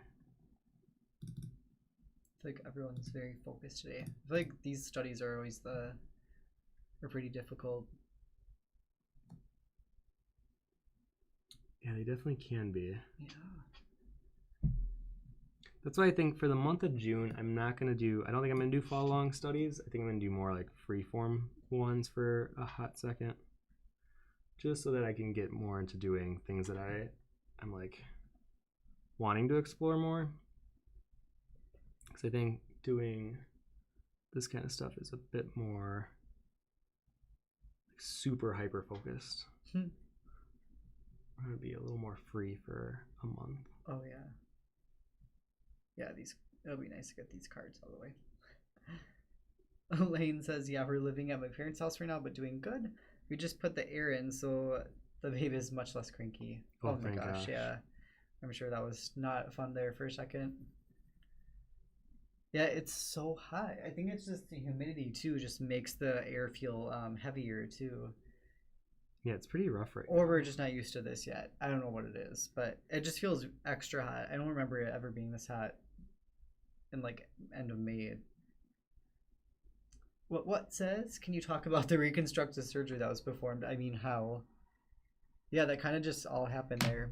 I mean, I took my eraser tool. I think a lot of the times when I can tell something looks off, I'll get so bothered by it that I'll unintentionally make mistakes until it bothers me enough where I'm like, I have to fix it. Like, it's clearly bad. I make it worse, and then I'm like, okay, well, I guess now I have to go fix it because it looks so bad. But since I'm not very heavy-handed as an artist, it's very easy to lift an area and then edit it like I just did. So I guess my advice on something like this would be to not push down super hard into the paper so that when you do need to erase, like even that, you can see how it lifted all that dark. It's way easier. So I'm usually gliding on the paper, if that makes sense.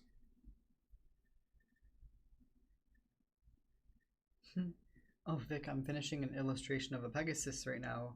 I'm in the last row of feathers, and they are killing me. Ugh. Oh my goodness.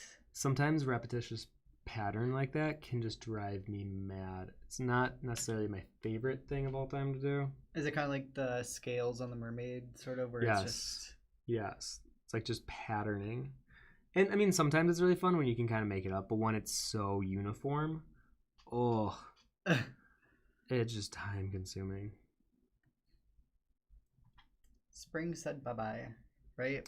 It was like, you know what, I'll leave a little bit early this year for you guys. Bye, spring. I feel like Summer's here. I don't remember it ever being as cold in May as here in Germany. We just did a little trade-off, I guess. So we have a flop. Right? Simon's heading back out in the sun. Have a good day. Talk to you soon. All right. Take care, Simon. See you, Simon. Thanks for stopping for a little bit. Make sure this is all. We'll reconnect the camera with the phone so we're not getting third arms. There we go. All right, we're down to 30 minutes left. Okay. You feeling good? Yes.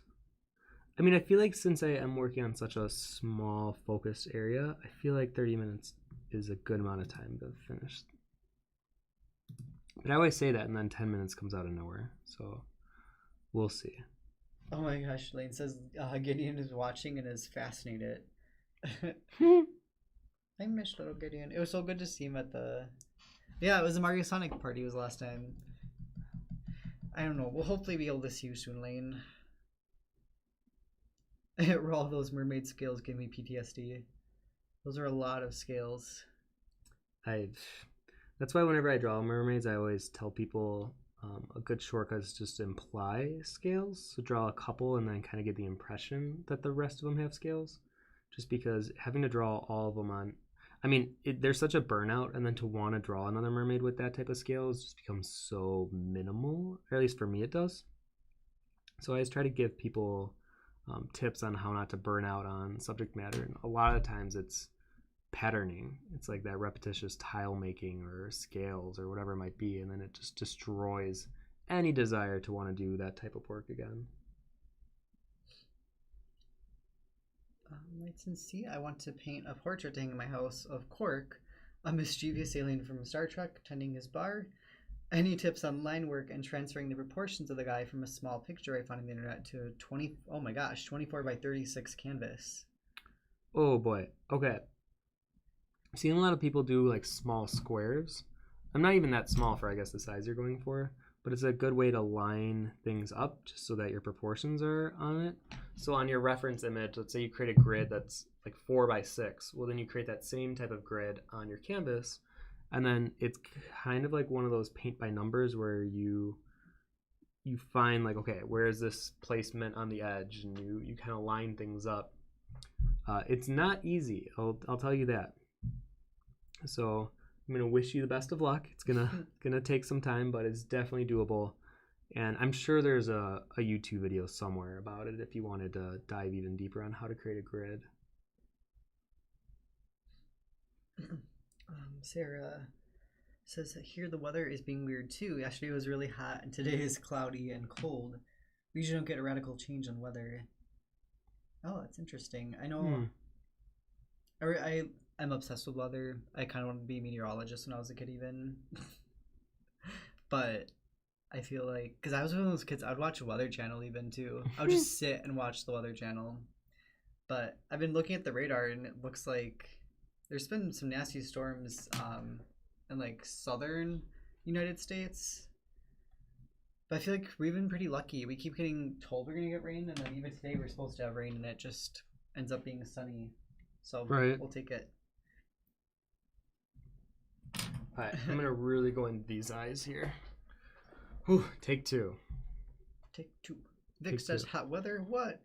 Here there are storms every other day. It feels like April or like nature's repaying all that 3-month-long drought. Really? Yeah, it's so warm here right now. We had like rainy days all last week, and now it's nice. Yeah, that's crazy. The Lights and Sea doing the 24 by 36 canvas. Yeah, that's how big our print canvases usually are. Oh, that's right. Yeah. I mean, that is a really big size. That's why I wish you the best of luck. And then remember, I guess, when working that big, and it depends on how much detail you're looking to get, but remember, focus on value, form, and composition first, and then detail second.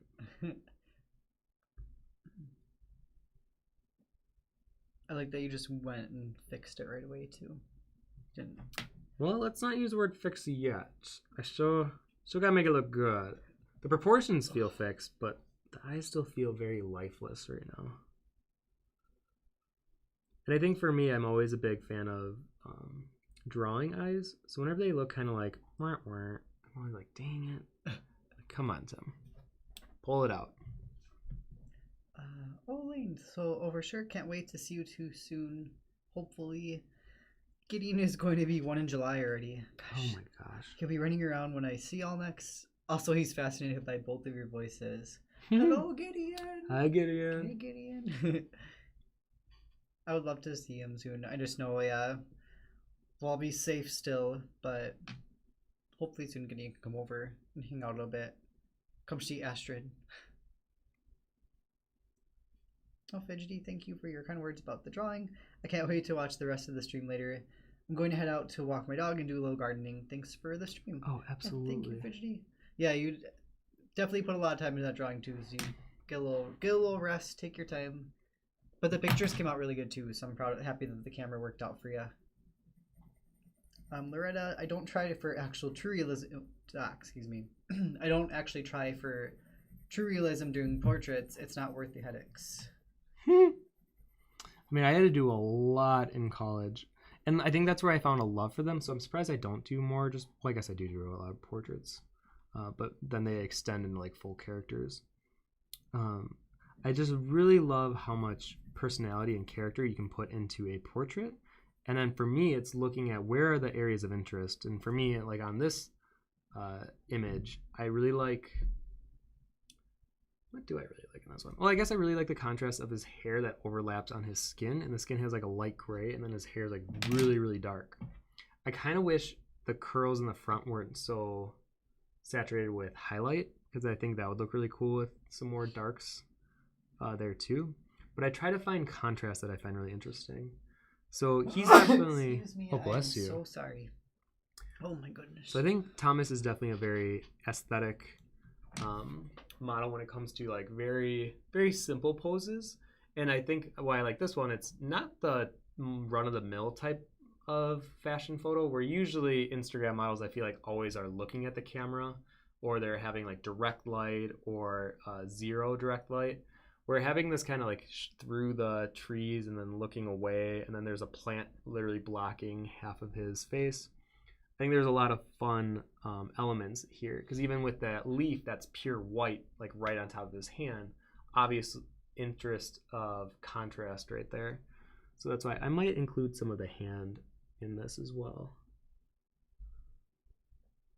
But I really want, you know what? No, I'll do that after the stream.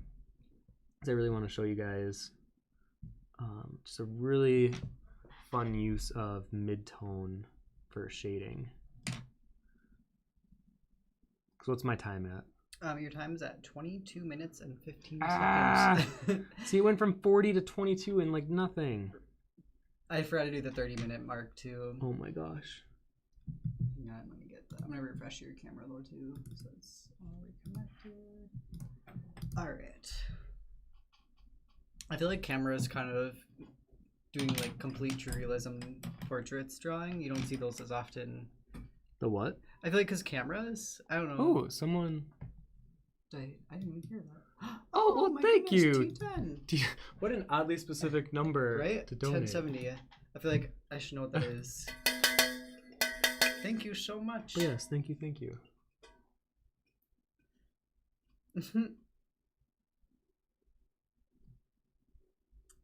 Loretta says, oh no, we already did the true realism.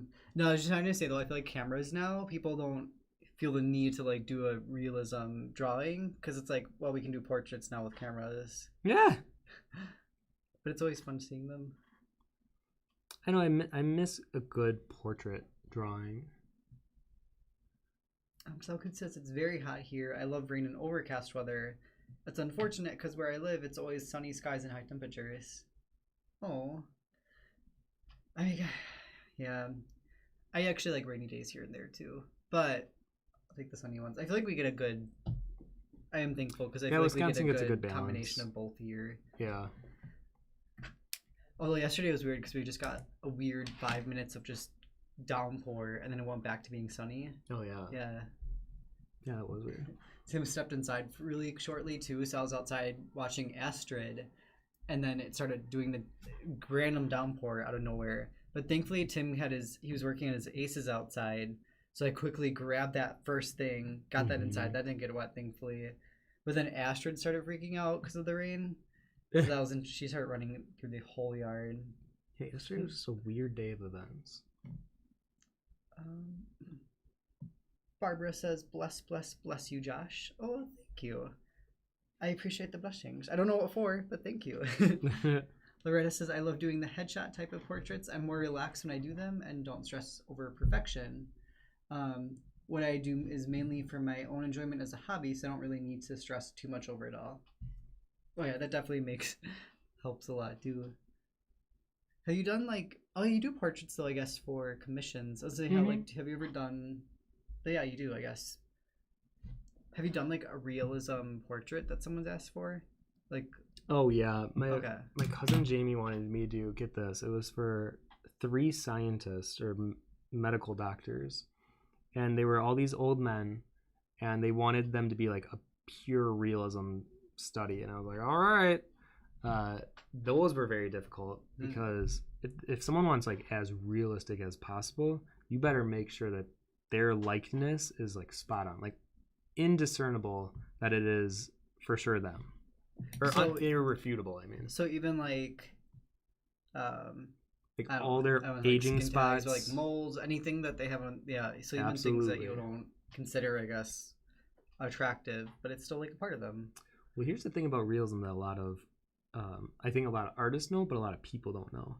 Is if someone does a spot-on realism portrait for someone, they're going to draw everything. And I think sometimes people think, oh, well, if an artist draws me, I'll look better. No, you're probably going to look exactly the same, and it'll just be a little more apparent to you what you would consider your own flaws, because oftentimes artists will not skip over them. Like if you have a skin tag or a mole somewhere that maybe you don't like, if you give an artist and want to do a realism portrait, they're going to include that. Right, well, it's a part of the person. So, yeah, it's like, what are you going to do? Actually, maybe I will use this slightly in some areas. All right, what's our time looking like? Our time's looking at like 17 minutes and 55 seconds. Oh, my goodness. I'll do a 10-minute warning next. Thank you. Okay, I'm going to switch to... You know what? I don't even have a mechanical pencil. I'll switch to this then.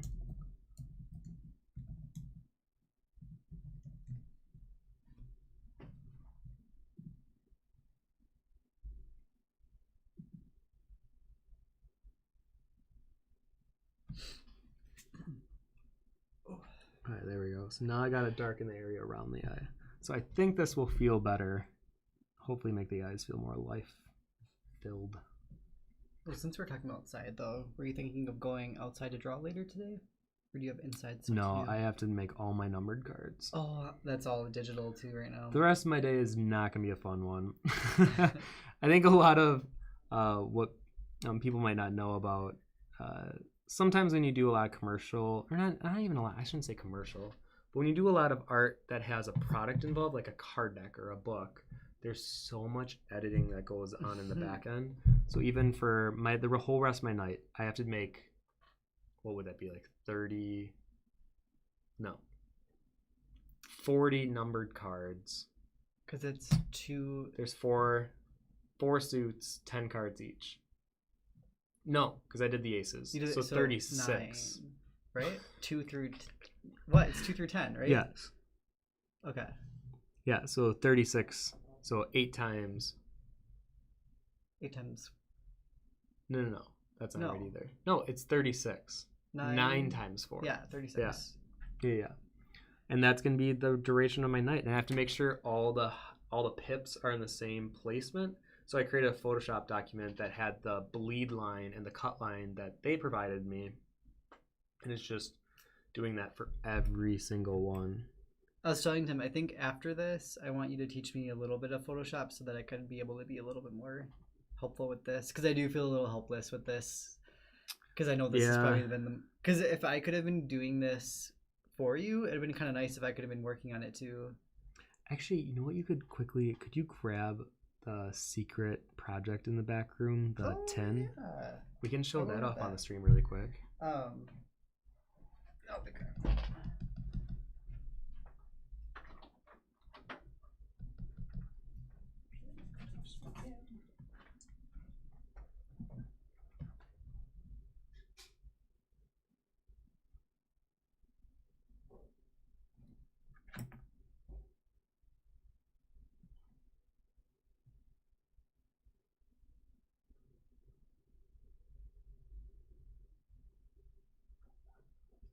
Some secrets are best left in tents. Not this one though. So we'll do it after this is over, just so I can focus during these last few minutes. But we have a secret little project we can show you guys. And I'm hoping we're gonna do a big time lapse next week. It'll make more sense once you know what it is. But I'm very, very, very, very excited about that project. Actually, and going back to one of the earlier questions about a freelancer, of like tips, for me, make sure you're creating products that you genuinely enjoy, like that you want to see in the world, that kind of fits what you enjoy doing. So like for me, I fell in love with the card game multiplayer solitaire last year. So me making a card deck wasn't that far off of my, like, what aligns with who I am. If I were to do, let's see, like if I was to do women's lingerie, I think it would be very weird because I am not interested in it. I don't have a lot of ideas for it. I don't think I have anything innovative to say about women's lingerie. Or even if I was to do like monster truck side paintings, since I'm not in that world, it would feel very weird for me. So always be sure to work with what actually excites you and try to make products that you would want.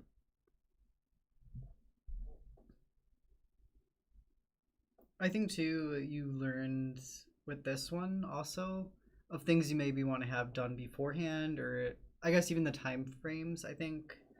Because this is definitely a lot of crunching for you, I feel like. Not in a bad way, but I feel like you definitely gave yourself very strict time. Which you tend to work like that really well, though. I mean, COVID was weird. I don't know how, but... I mean, I'm definitely one that I like working under pressure.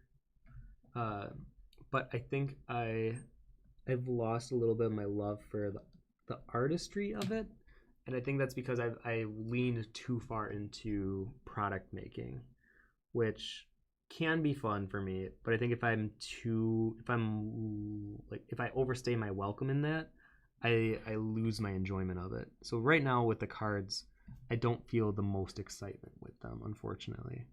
And it's okay. I think it's okay to admit that when you're on a project and maybe you've worked on it for a little too long, and you're just ready for it to be over. That's kind of where I'm at with my cards, just a little bit. But I think it's because, like Josh said earlier, I really want to start doing some stained glass stuff.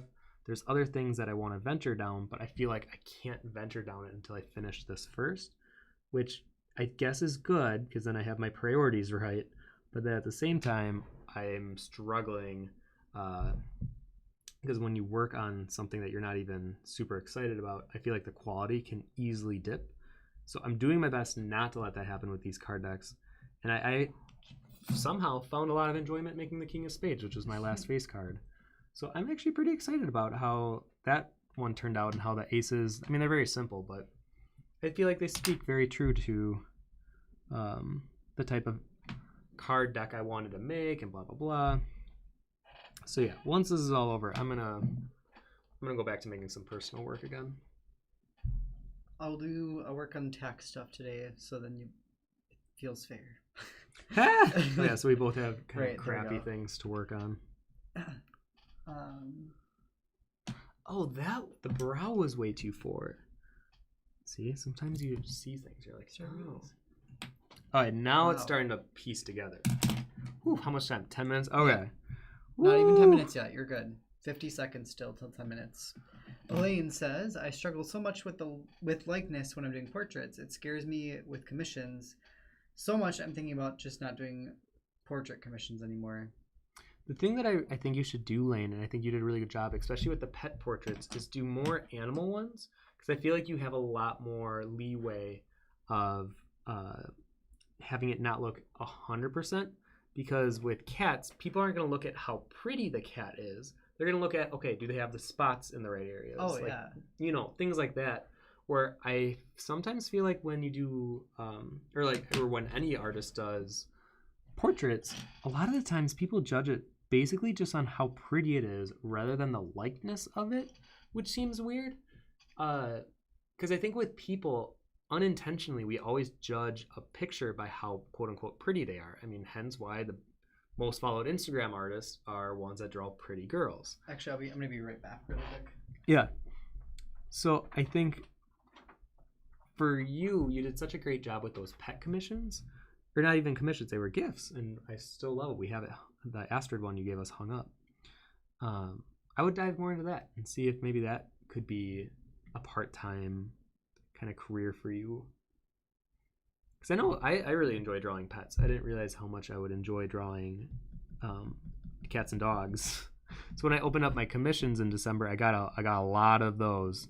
And at first I was like, oh, that's interesting. And then as I did, I'm like, oh, you know what? These are really easy because I just feel like there's so less pressure to make them look perfect.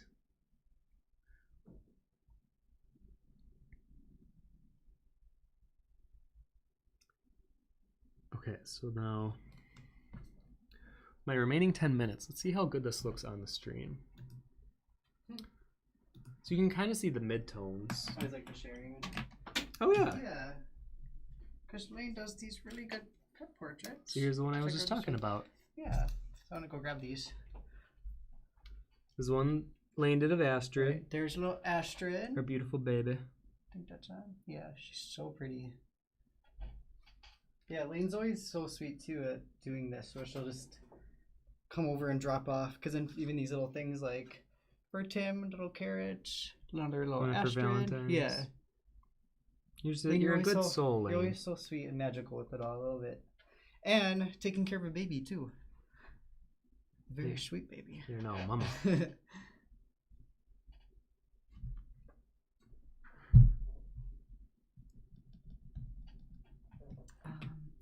Heather, I don't know why I'm here. I literally suck at realism, but here I am. Yeah. I mean, if you wanted to take a more stylized approach, I try not to dictate how you're supposed to do these studies on these follow-along streams. I kind of hope people take it as they will, but use it more as an excuse to just draw. It's kind of like if you actually went to life drawing. It's not like they're going to completely be like, this is not how you're supposed to be doing this. Well... Did they do that? Yeah. Really? I need to go to one with you. It's pretty critical. What if I go to? Can I go to life drawing? I would love for you to go. What do I do though? Do your best. I mean, I feel like because it's not a Wait, Tim seminar. tips. Tim, how do I do it? Do your Just best. Do your best. I mean, literally, I could write a book. I think since it's not a seminar class, I think no one's going to look up to you and be like, wow, you really didn't follow the directions on anatomy, did you? Because one guy works in paint, at least when me and Tyler used to go, and his stuff was very, like, modern art. Oh, yeah. And I'm like, well, everyone has their own voice. I missed the 10-minute warning, but we're at 6 minutes, 30 seconds. Actually, I'm not too worried anymore. Oh, Eve, thank you so much. I will have to rewatch to hear the end. I have to leave a little early, so I put mine in the stream. Oh, thank you so much, Eve. Well, thank you, Eve. Yeah, so as you guys are finishing up here, if you can drop it in the Discord, there's a link below, and it is in the stream follow-along channel. You can drop it, and we'll do a critique session after the timer goes off. Drea says, I bet the surprise will leave everyone in pieces. Oh, so you already know. Vic says, oh my goodness, I'm almost done with that wing. Oh yeah, you're working on that Pegasus. Can I post it in Discord and follow along room for critique? Excuse me, or is it too far from today's subject? I would say don't put in the critique for the stream, but we do have a critique channel in the Discord that I would post it there for sure. Just because I try to have these very much curated to what we draw, so that when people on YouTube watch it later, they can kind of see a critique of the same subject matter, and maybe there were similar errors that they felt they had in their piece, and then I'm critiquing someone else, but the logic and the knowledge can apply to both, blah, blah, blah.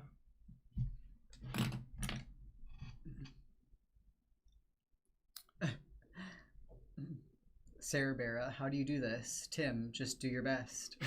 I could write a book. Think about it. I could write a book. Oh my gosh. Tim's just practical, no BS book. It's just straight to the point. Straight to the point. Yeah. Which actually is funny because I literally had to tell someone that this morning. Our friend Victor messaged me and said he finally watched.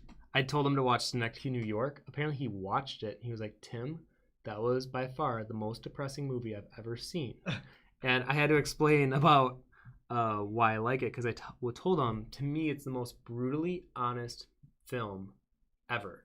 I think it doesn't cut corners. It doesn't sugarcoat things. And then by the end of it, you're left.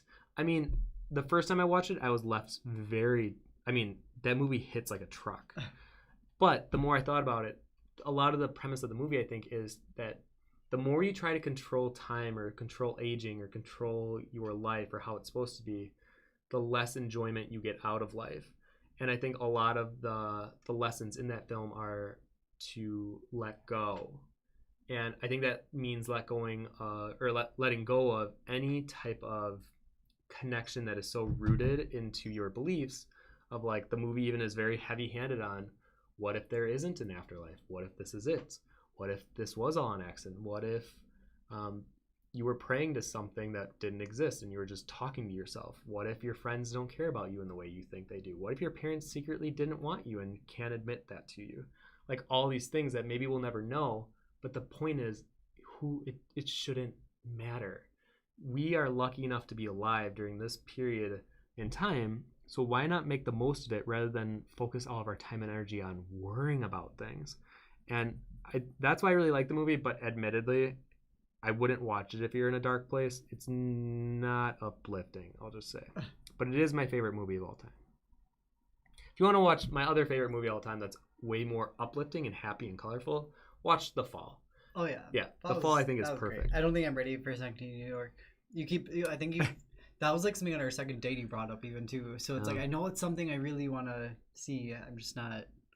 Well, I'm such a big film nerd that I think sometimes, I mean, now that you're with me, I think even what did we watch this weekend? Color of Pomegranates. I like weird different film, but yeah. I think sometimes it's hard to recommend films. So like even me, I can't recommend you guys to watch Synecdoche, New York, because it is, not only is it, kind of depressing, but it's very metaphorical. a good example is one of the characters at one point is walking through a burning house, and she's with a real estate agent, and then they're talking about this is the house that she'll live in, and then she's like, well, will the fire be affecting me? And they talk about this for a while, and the whole thing's supposed to be a metaphor of the end is built into the beginning. So if you buy a house, it could also be the house that you die in, and there's things like that all the time happening. So it's very hard for me to recommend it unless if you're in this mood for the super analytical, interpretive type of movie where time is always moving at a pace that isn't obvious to the viewer. Minute and a half, Tim. So yeah. Is this one okay? That's the movie, right? Yes, that's the movie. Do not watch the trailer. The trailer is really bad. You're just gonna have to trust me on that one, and I know that's a horrible thing for like a recommendation, like, oh, just trust me on it.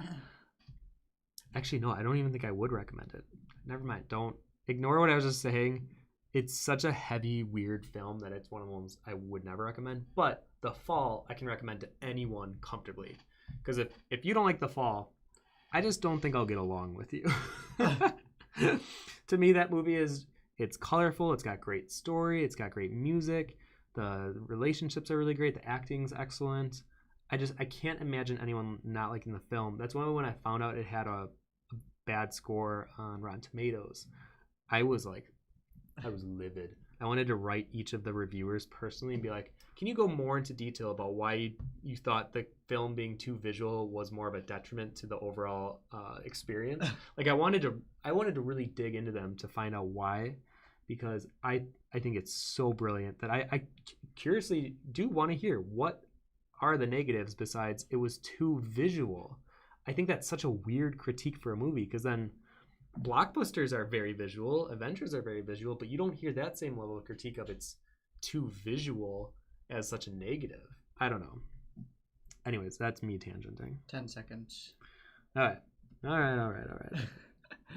5, 4, 3, 2, 1. All right. Okay. I'm gonna ring the bell just as another, warning here. There we go. So like I said, I'll probably touch this up just a little bit even after the stream's over. I don't know if I can do it today because I have to make these cards. Oops. What are you doing? Nothing. I just closed the window with the timer on it. Gotcha. Yeah. So I don't know if I'll even post this until next week. I feel kind of bad about that. But maybe I'll do like a collection of all the ones that I've done on the stream recently. So the shell, the mermaid, and the pearl, the bell.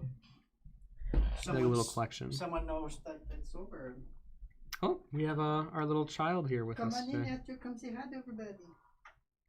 Come say hi to everybody. Hi, Esther, though. Oh my goodness. This is her all day. She talks so much. Only during the spring and summer does she talk a lot. In the winter, she's so wonderful and quiet. But during the summer, you just want to go outside every day, all day. Yes, she was sleeping up in our bedroom when I went up there really quick to grab Lane's drawing, and she was sleeping right next to the air vent.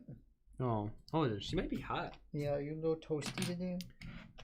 Okay, well, here is my result. I hope you guys can kind of see the midtones. I really try to work in the HB or the 2H on this side of the face. So you can see the contrast between the white around him and then kind of acts as like a framing device for the inside, which has a lot of that neutrality, mid-tone gray. I think I'm going to push, though, some of the values on the edge. But overall, I'm pretty satisfied with the study. I'm definitely going to push it further. I'm going to draw some of the hand and stuff. I like the hair, though. Because are you planning on doing more of the hair? Yeah. You are? Okay. Yeah, because I think I might leave some of it white. Like, I've always loved reverse contrast. Like that. Yeah, where you, like, I shade this way then. Yeah, that's cool. Yeah, so I might do some of that. And then I'll post it. So yeah, I honestly, though, don't expect it till next week. I'm going to be swamped with card stuff. And then this weekend, I think Josh and I are going to take a little bit of a break, probably do a lot of gardening.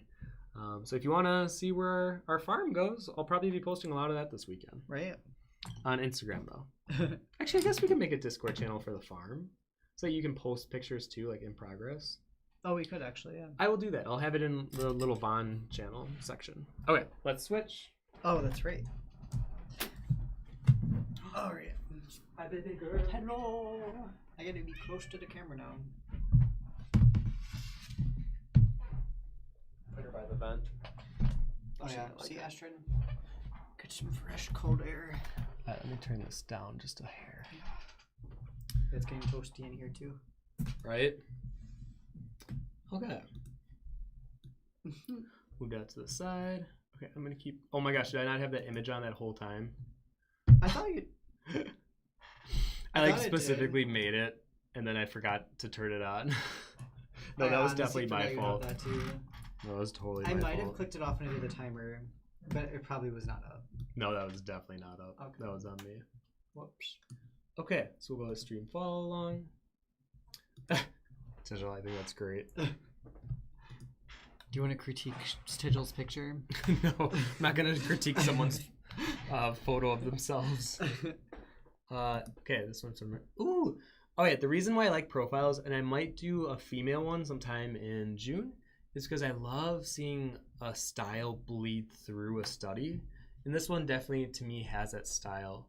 So let me pull up. Let me see it. I'm gonna turn the image now that that image is kind of worthless being on there. I'm gonna make this smaller. Let's dive into the critiques here. So for you, Eve, I think I can definitely read a lot of the, like I said, your style bleeding through here. I think if you are going for more of a realism, I think the proportions are a little too exaggerated in the facial features, especially in the eyes and the nose. I think with the lips, where's my pen? I'm gonna move your out of my way. So I think on this side, I feel like the lip, it curves a little more around the face. It's kind of hard. This is like a very challenging angle of the lip because you have to show that it goes around a more cylindrical form. And here it just reads a little flat to me. I really like that you went for a lot of the mid-tone shading because that's what I was challenging myself with. So good job on that. And then, yeah, I think that'll be my main critiques for you.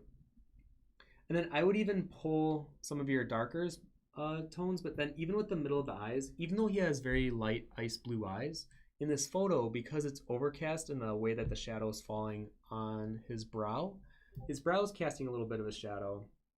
So his eyes, the iris, and the pupil actually, oh, is that my computer? Yeah, I think that is. It bleeds into this more mid-tone value, more a darker. Where on yours, I can very much see the edge of the iris and the pupil, so I would blend that in a bit more. But good job. This one's from Hexadecimal. This is my fish this week. I did not contemplate not posting it, or I did contemplate not posting it because it's really bad. All right, well, don't talk so badly about yourself. This, like I said, this is not an easy pose. I think so often artists are used to drawing straight on angle and then pure profile side view. So doing more of a 3/4, not only 3/4, but then you're turning it down just slightly. And then since he's looking down, you're seeing more of the eyelid, which is also something artists normally don't draw either. So I think with yours, yeah, I think I see a lot of the problems in the turn of the face. I feel like you're trying to keep it more straight on toward the camera, and you see some of the facial features turning toward the camera. And then, like I mentioned earlier, he has a more prominent lower jaw that's pushed forward a bit. So when you can see in the reference image, his mouth is almost on the same line as his cheekbone, where on yours, it's definitely pulled in. And I think that goes back to you trying to like straighten out the face. The hair, I would take a little more time with, kind of shaping more individual curls, especially in the front. You know what? I'm going to turn off my volume because I think that is me. There we go. And especially with a lot of the curls in the front, just define a few of the curls and then you can do more of a messy curl if you want. But I think what would really help is have just a few that kind of define individual curls to give it more of that personality to the hair. Yeah, and I think the jawline, I think you never go too far in unless if that's in the reference. And the eyes, I feel like were a bit of a struggle because I think you need to work more with forms. So I think for you, next time you do a profile study, I want you to almost block it out. And I would look up tutorials on blocking out the face and like doing big forms of like giant shadow chunk and like cut into the face like clay. Because I think it's very much trying to keep all the forms on the same plane. So I would work more on pushing forms in and out and even exaggerating it if you have to. But yeah, I always say though, if you are drawing, you're winning because the only way you can't succeed in art is if you don't try, if you don't work. So every time you do a drawing, and if you can learn from it, you're getting better. So keep that in mind. So I'm glad you at least posted, even though you contemplated not posting it. And I like that my fish has become kind of the synopsis or the way to say I'm not very happy with how it turned out. Sarah Barra, I have no idea what I was aiming for in this study, but at some point I discovered I could do digital graphite style. So here I am. This is the first time submitting graphite digitally. And with no control Z at all, I wanted to draw a portrait instead of my background to get my job. Oh, this is very cute. To me, this almost reads as not quite Timothée Chalamet. Who does this look like to me? Not even Troye Sivan. Who does this look like to me? Maybe a character in a game? Almost, maybe a little bit. Who's the character in Final Fantasy 15 with the glasses? Just the face, or like Prompto a little bit, but Ignis. A little bit. Oh yeah. I can't remember what this looks like to me.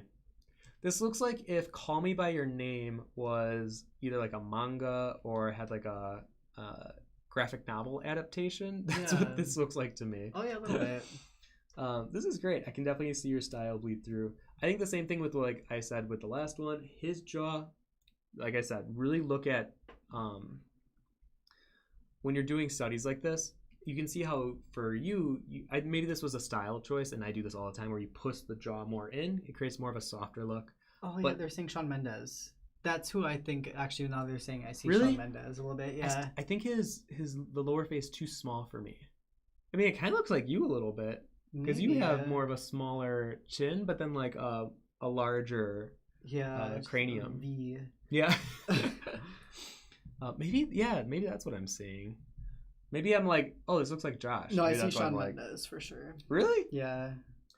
Well, I think in this case, to be honest, I wouldn't have said this looks like graphite to me. I definitely still think this looks more digital. I think because of how black the blacks are. And I think if you're working in Photoshop, turn on your texture in the brush settings. And then choose a map that you can really create more of a graininess to the texture.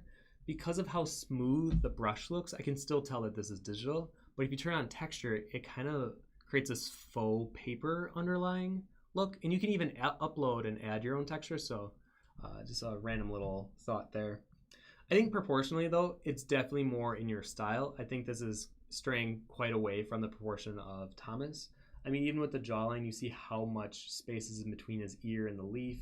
And then obviously his cheekbone and his jawline aren't on the same plane like they are in the reference. Oop, Astrid. Oh, you want out? I'll be right back. Let me let her I out. love how it looks, though. I can tell where he's looking. It feels very proportioned in your style. And I think you did a good job with not being afraid of the darks and having that contrast between the two. So, good job. I think this is a great study. Because I think I do this often too, when I do studies, it just kind of my style just bleeds through, and then by the end of it, it barely looks like the study that I was originally intending to do. So I totally get that. Drea says, don't even worry about the hair. I don't know what I'm doing. So I think similar to my other critique, just shape some of the individual curls in the front. And then even what would be really nice is you have a good base going on here. Throw in some highlights on top of it. And it's a really easy way to create the impression of hair just using highlights. I think on the skin, it still feels a bit sharp in some areas. I like that the proportions feel a little closer to the reference, but I think you got a little lost with the neck and then the ear just a touch. It almost looks like this is his full ear, when in the picture the hair is covering probably like the top fourth or the top fifth of his ear. And then I think the nose, there's such a heavy outline on the nose. I would try to slim that down and maybe make the nose a little more bulbous, because you can see in the reference how the nose just barely peeks through the, I don't know why I keep forgetting the cheekbone, and then the lower part of the jaw. You can see how there's just a little space where the nose pokes and overlaps it. Where on yours, the nose is totally within the area of the face. I have this issue where my noses, especially in 3/4 views, always are within the face. I always have to like pull the nose out a bit and remind myself that the nose isn't like pushed into the face, it's drawn out of the face. And then I think I would make the jawline just a little stronger here. I know it's kind of hard with the leaf blocking. But yeah, overall, don't be too hard on yourself. I think it's kind of a common thread with everyone wanting to be harsh on themselves during these, but remember, they're studies, that's okay. Audio says, I did a lay-in with watercolor and sharpen things up with a colored pencil. Oh, that's great. I love seeing this. Fun. Oh, wonderful study. So I think with yours, your proportions are pretty great on first sight. I think there's like little nuances that just need to be pushed. I think like the area next to the eye here, you can see in the reference how it's a bit flatter, and then it's so risen on yours, it makes me think that the cheekbone's like way up there, like next to his eye.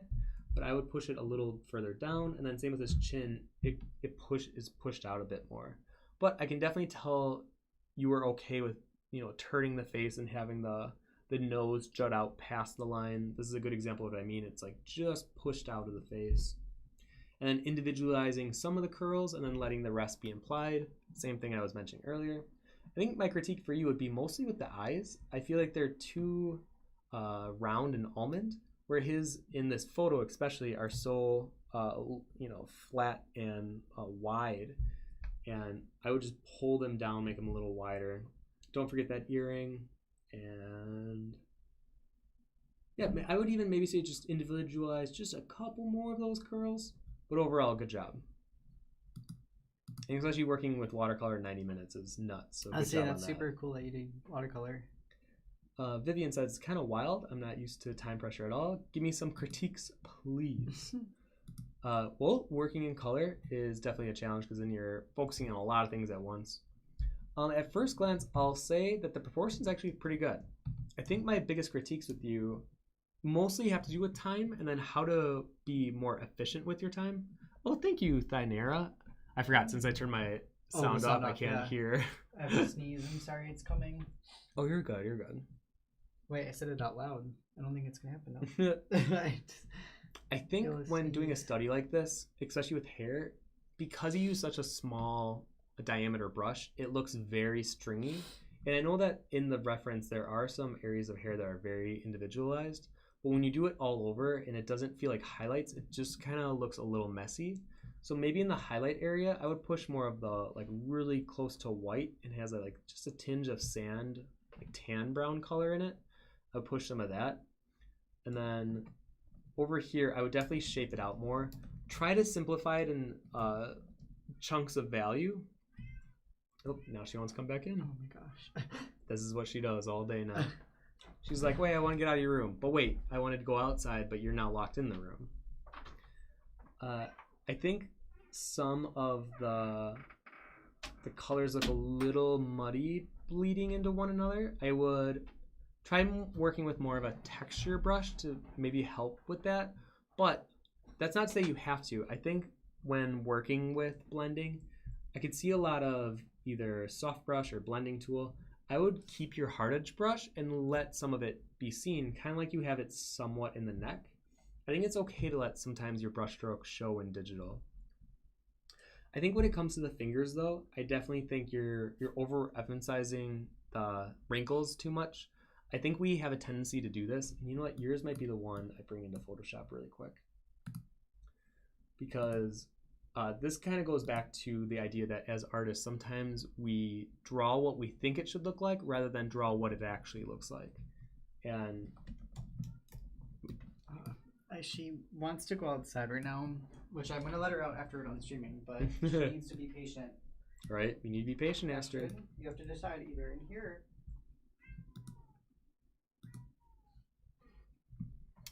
Okay, I'm gonna open this up with Photoshop as well, rather than a JPEG, just so I can do some color picking here. She's so strange. Well, it says I keep getting distracted by Tim saying especially versus specially. Kind of cute though. And I said you also say espresso. Oh, espresso? Espresso, yeah, you put the X there. Oh, I do like the X. Yeah. Oh, I see.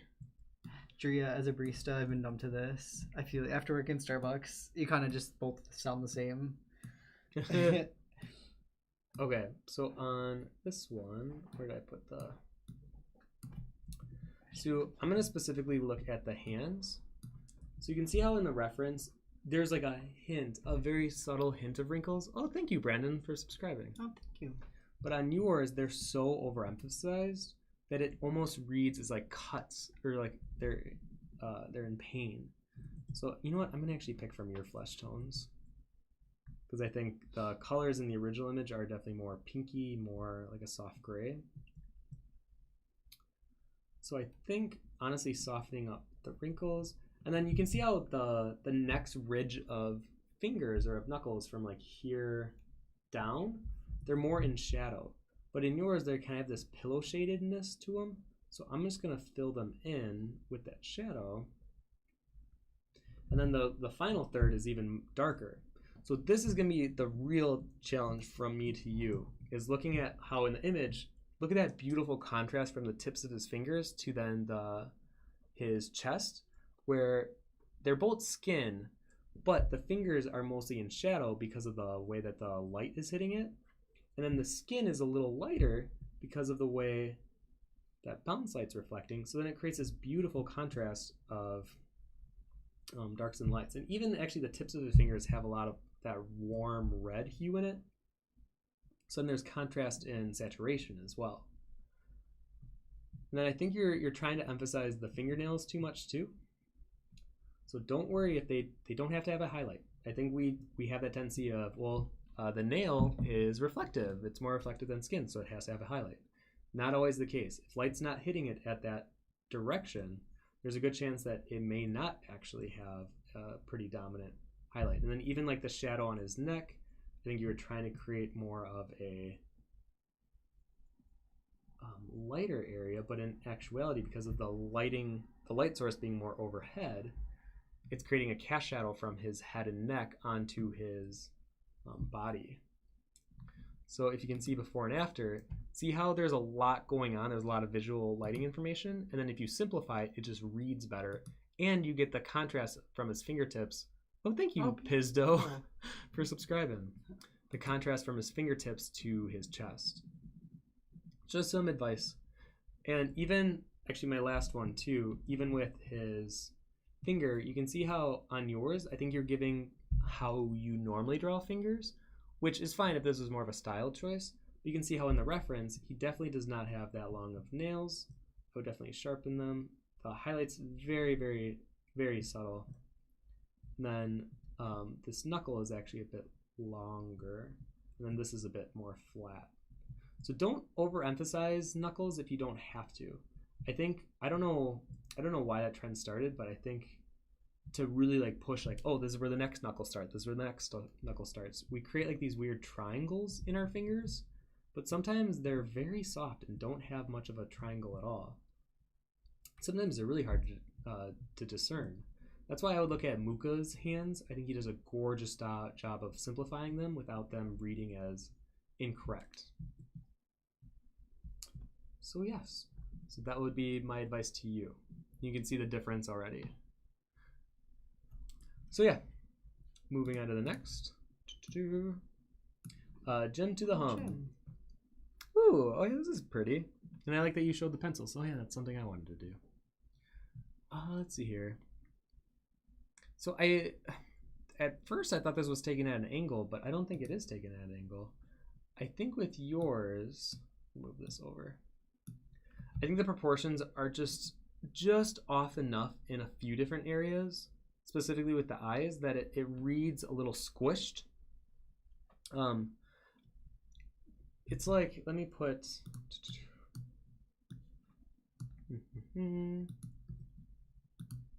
this is why I like digital so much, is you can really like whip out liquify out of nowhere.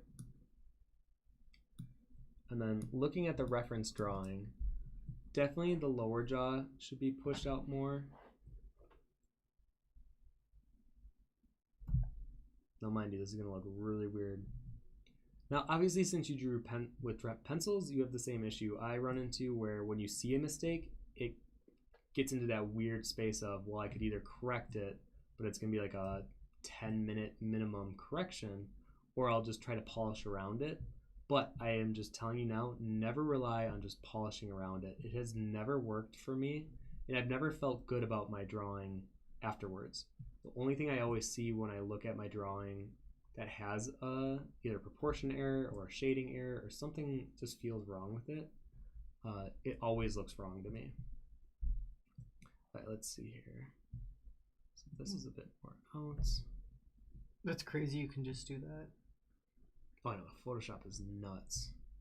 I think that's why when I first learned Photoshop, I was like, I'm never going back to traditional. And then after I did digital for so long, it was like, oh, well, I can kind of see why people do traditional. And then after a while, I was like, okay, there's a lot of fun in mastering traditional because it doesn't have, you know, the Control Z. It doesn't have liquify. Oh, yeah. And this eye would open up more. So that's why, I mean, digital is so strange for me because I feel like I move so much faster, but there's so much more forgiveness when working with it. So obviously this isn't perfect because I'm kind of pushing things around.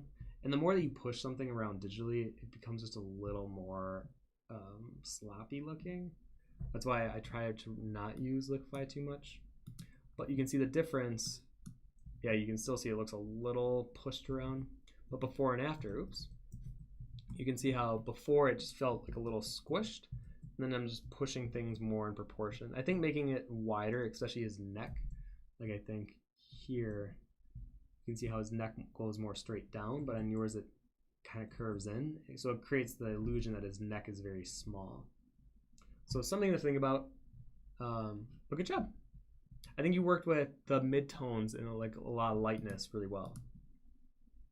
Ooh, Eden. That's pretty. To me, I love looking at this because to me it almost reads as like textiles, but I love the experimentation. I think proportions definitely need a little bit of a work, but clearly you were having fun with this. You were having fun with color, so I'm not going to critique it that much on proportion. I love the use of yellow as like a highlight color. I think it's used very effectively in some areas. Yeah, I think for you, I would just challenge you on working with proportions because the eyes do feel a little too close together. And even the forehead feels kind of pushed back.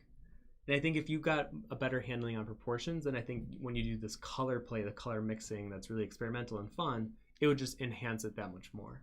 So good job. Larissa, hey Larissa again. Ooh, okay. So when I look at this, I can see a lot of like tightness. I think there's a lot of fun things going on though.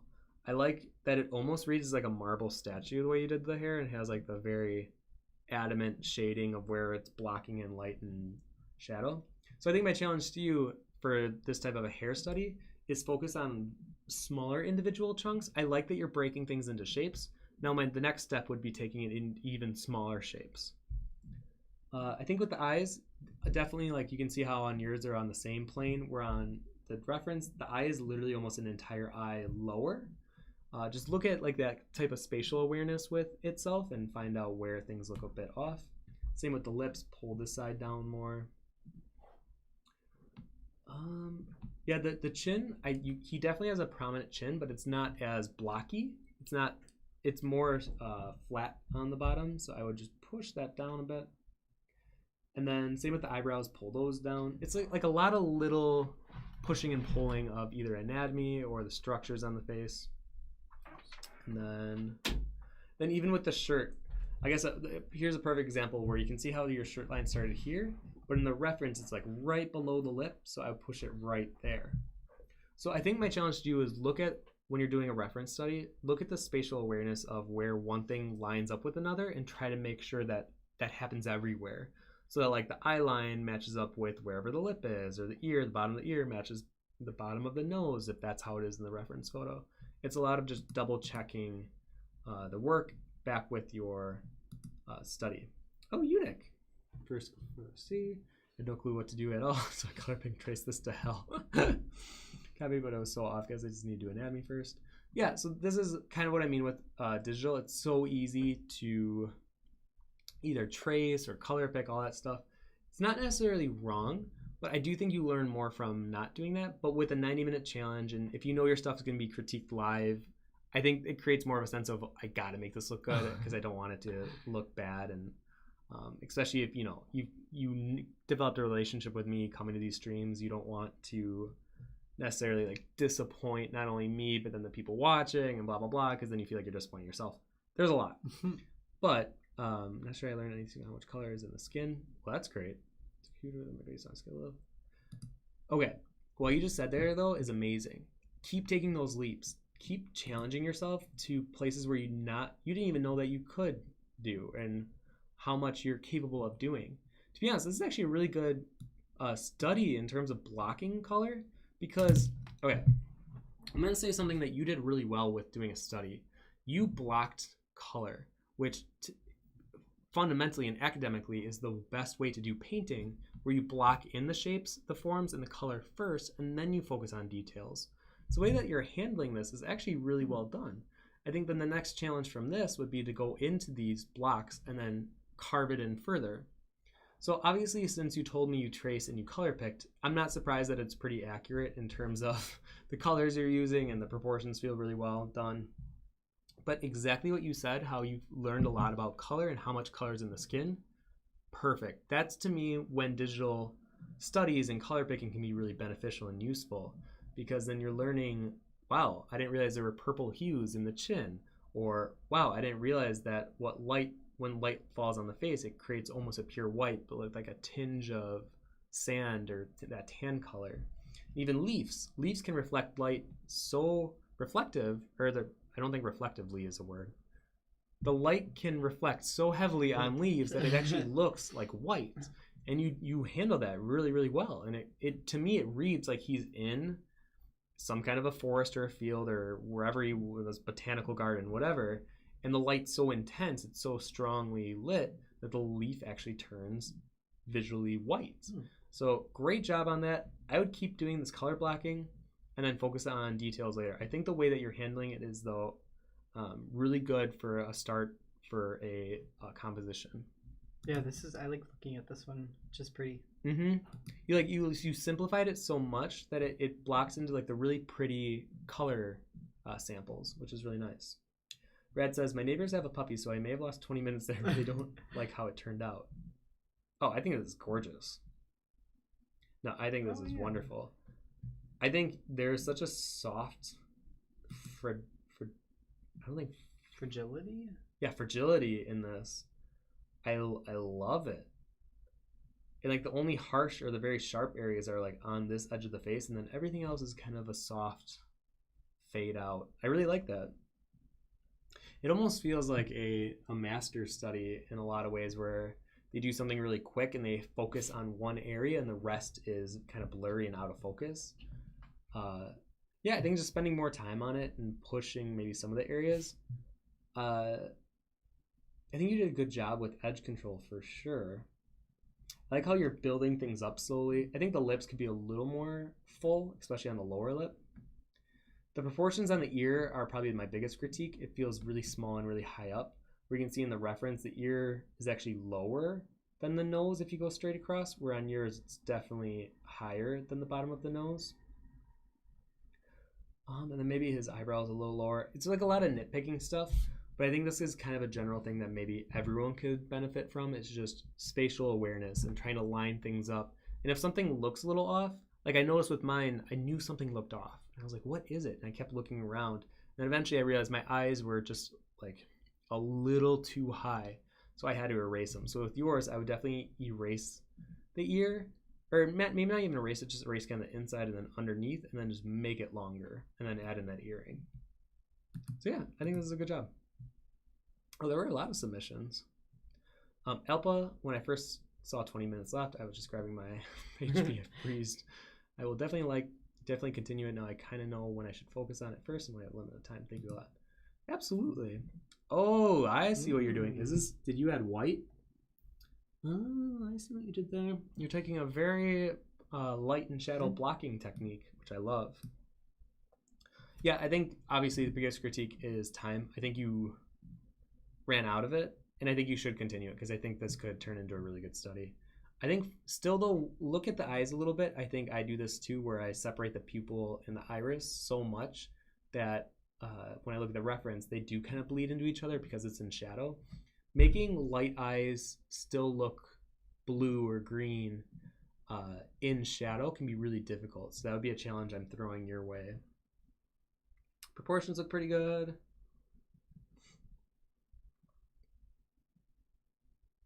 Yeah, I think there's just like little things I see everywhere. Like the bottom of the chin feels a little thick. So I would just shave off some of that. I think you can push the nostril closer to the tip of the nose. You can see here, just extend that black line. And then I think the hair, I would definitely touch more upon it.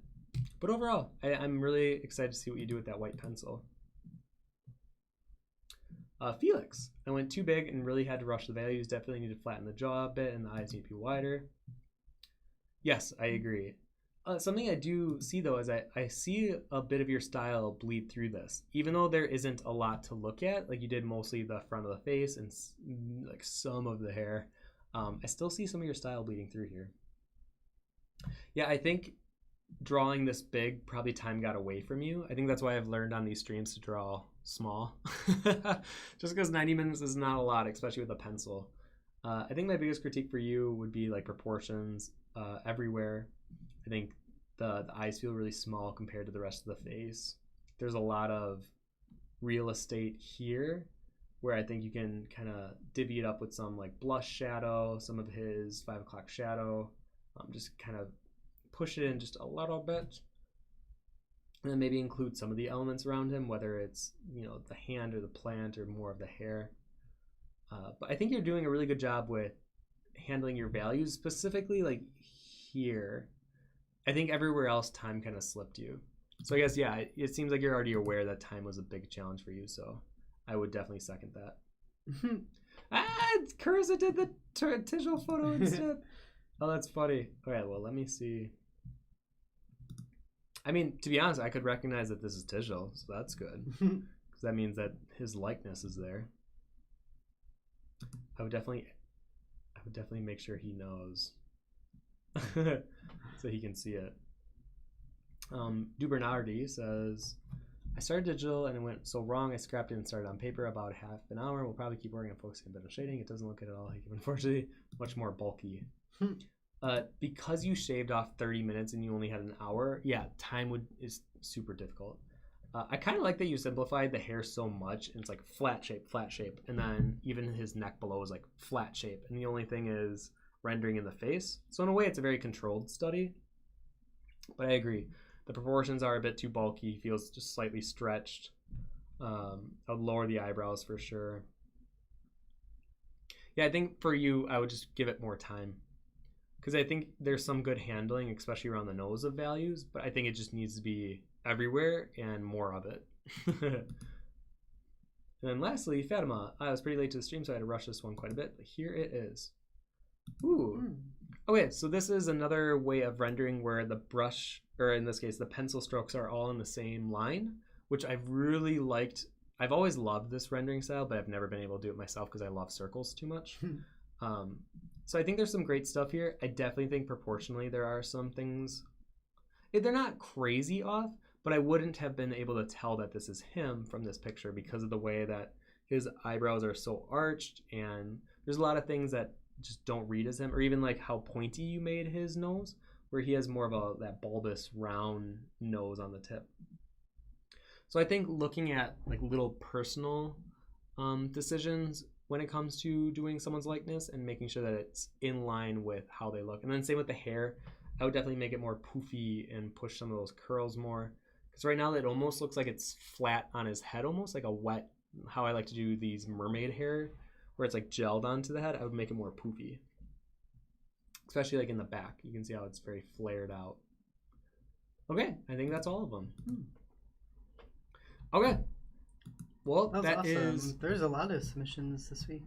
Yeah, I'm so glad. Yeah, I'm so everyone. glad that you guys take the time to do this during the Wednesday streams. I think next week we'll do more of a freeform one, so I'll probably not do a follow-along stream as much as I want to draw something kind of crazy and just see where it goes, and maybe you can even input something that would be cool. Like I really want to do just very fantastical, we'll see. Something Tim. So yeah, I want to thank you guys so much for coming. Thank you, Josh, for helping mod again, as always. Of always. And then I love it. We do have the Kickstarter still going on for another 40 some hours. So if you want to pick up a card deck, that is available. And the only interview I know for June is going to be Victor Mori, who works at Riot Games. So he works on League of Legends. And then I think that's it as of right now. And the only little surprise before I forget. Oh, yeah. Good remembering. Okay, let me switch back to the... Dria's on it too. The surprise. Ah! Okay. So the surprise... Let me move this. Oh, that. Oh, it's way off. Yeah. Oh, there it goes. Okay, you guys ready? Here's my white tin. Oh my goodness, what's inside? What could it be? So, I am making puzzles. So, even though I love puzzles and I love the idea of my art being on puzzles, I'm going to do a test run of doing pencil puzzles. I do have some color works that we did one. I printed one and we received it, so we'll do the color one as well. It's my Nate illustration. But we're going to try this pencil one and see if it's worth doing. Because if it's super frustrating because it's a black and white puzzle, I'm not going to sell these and expect people to do them if they're literally just frustrating people.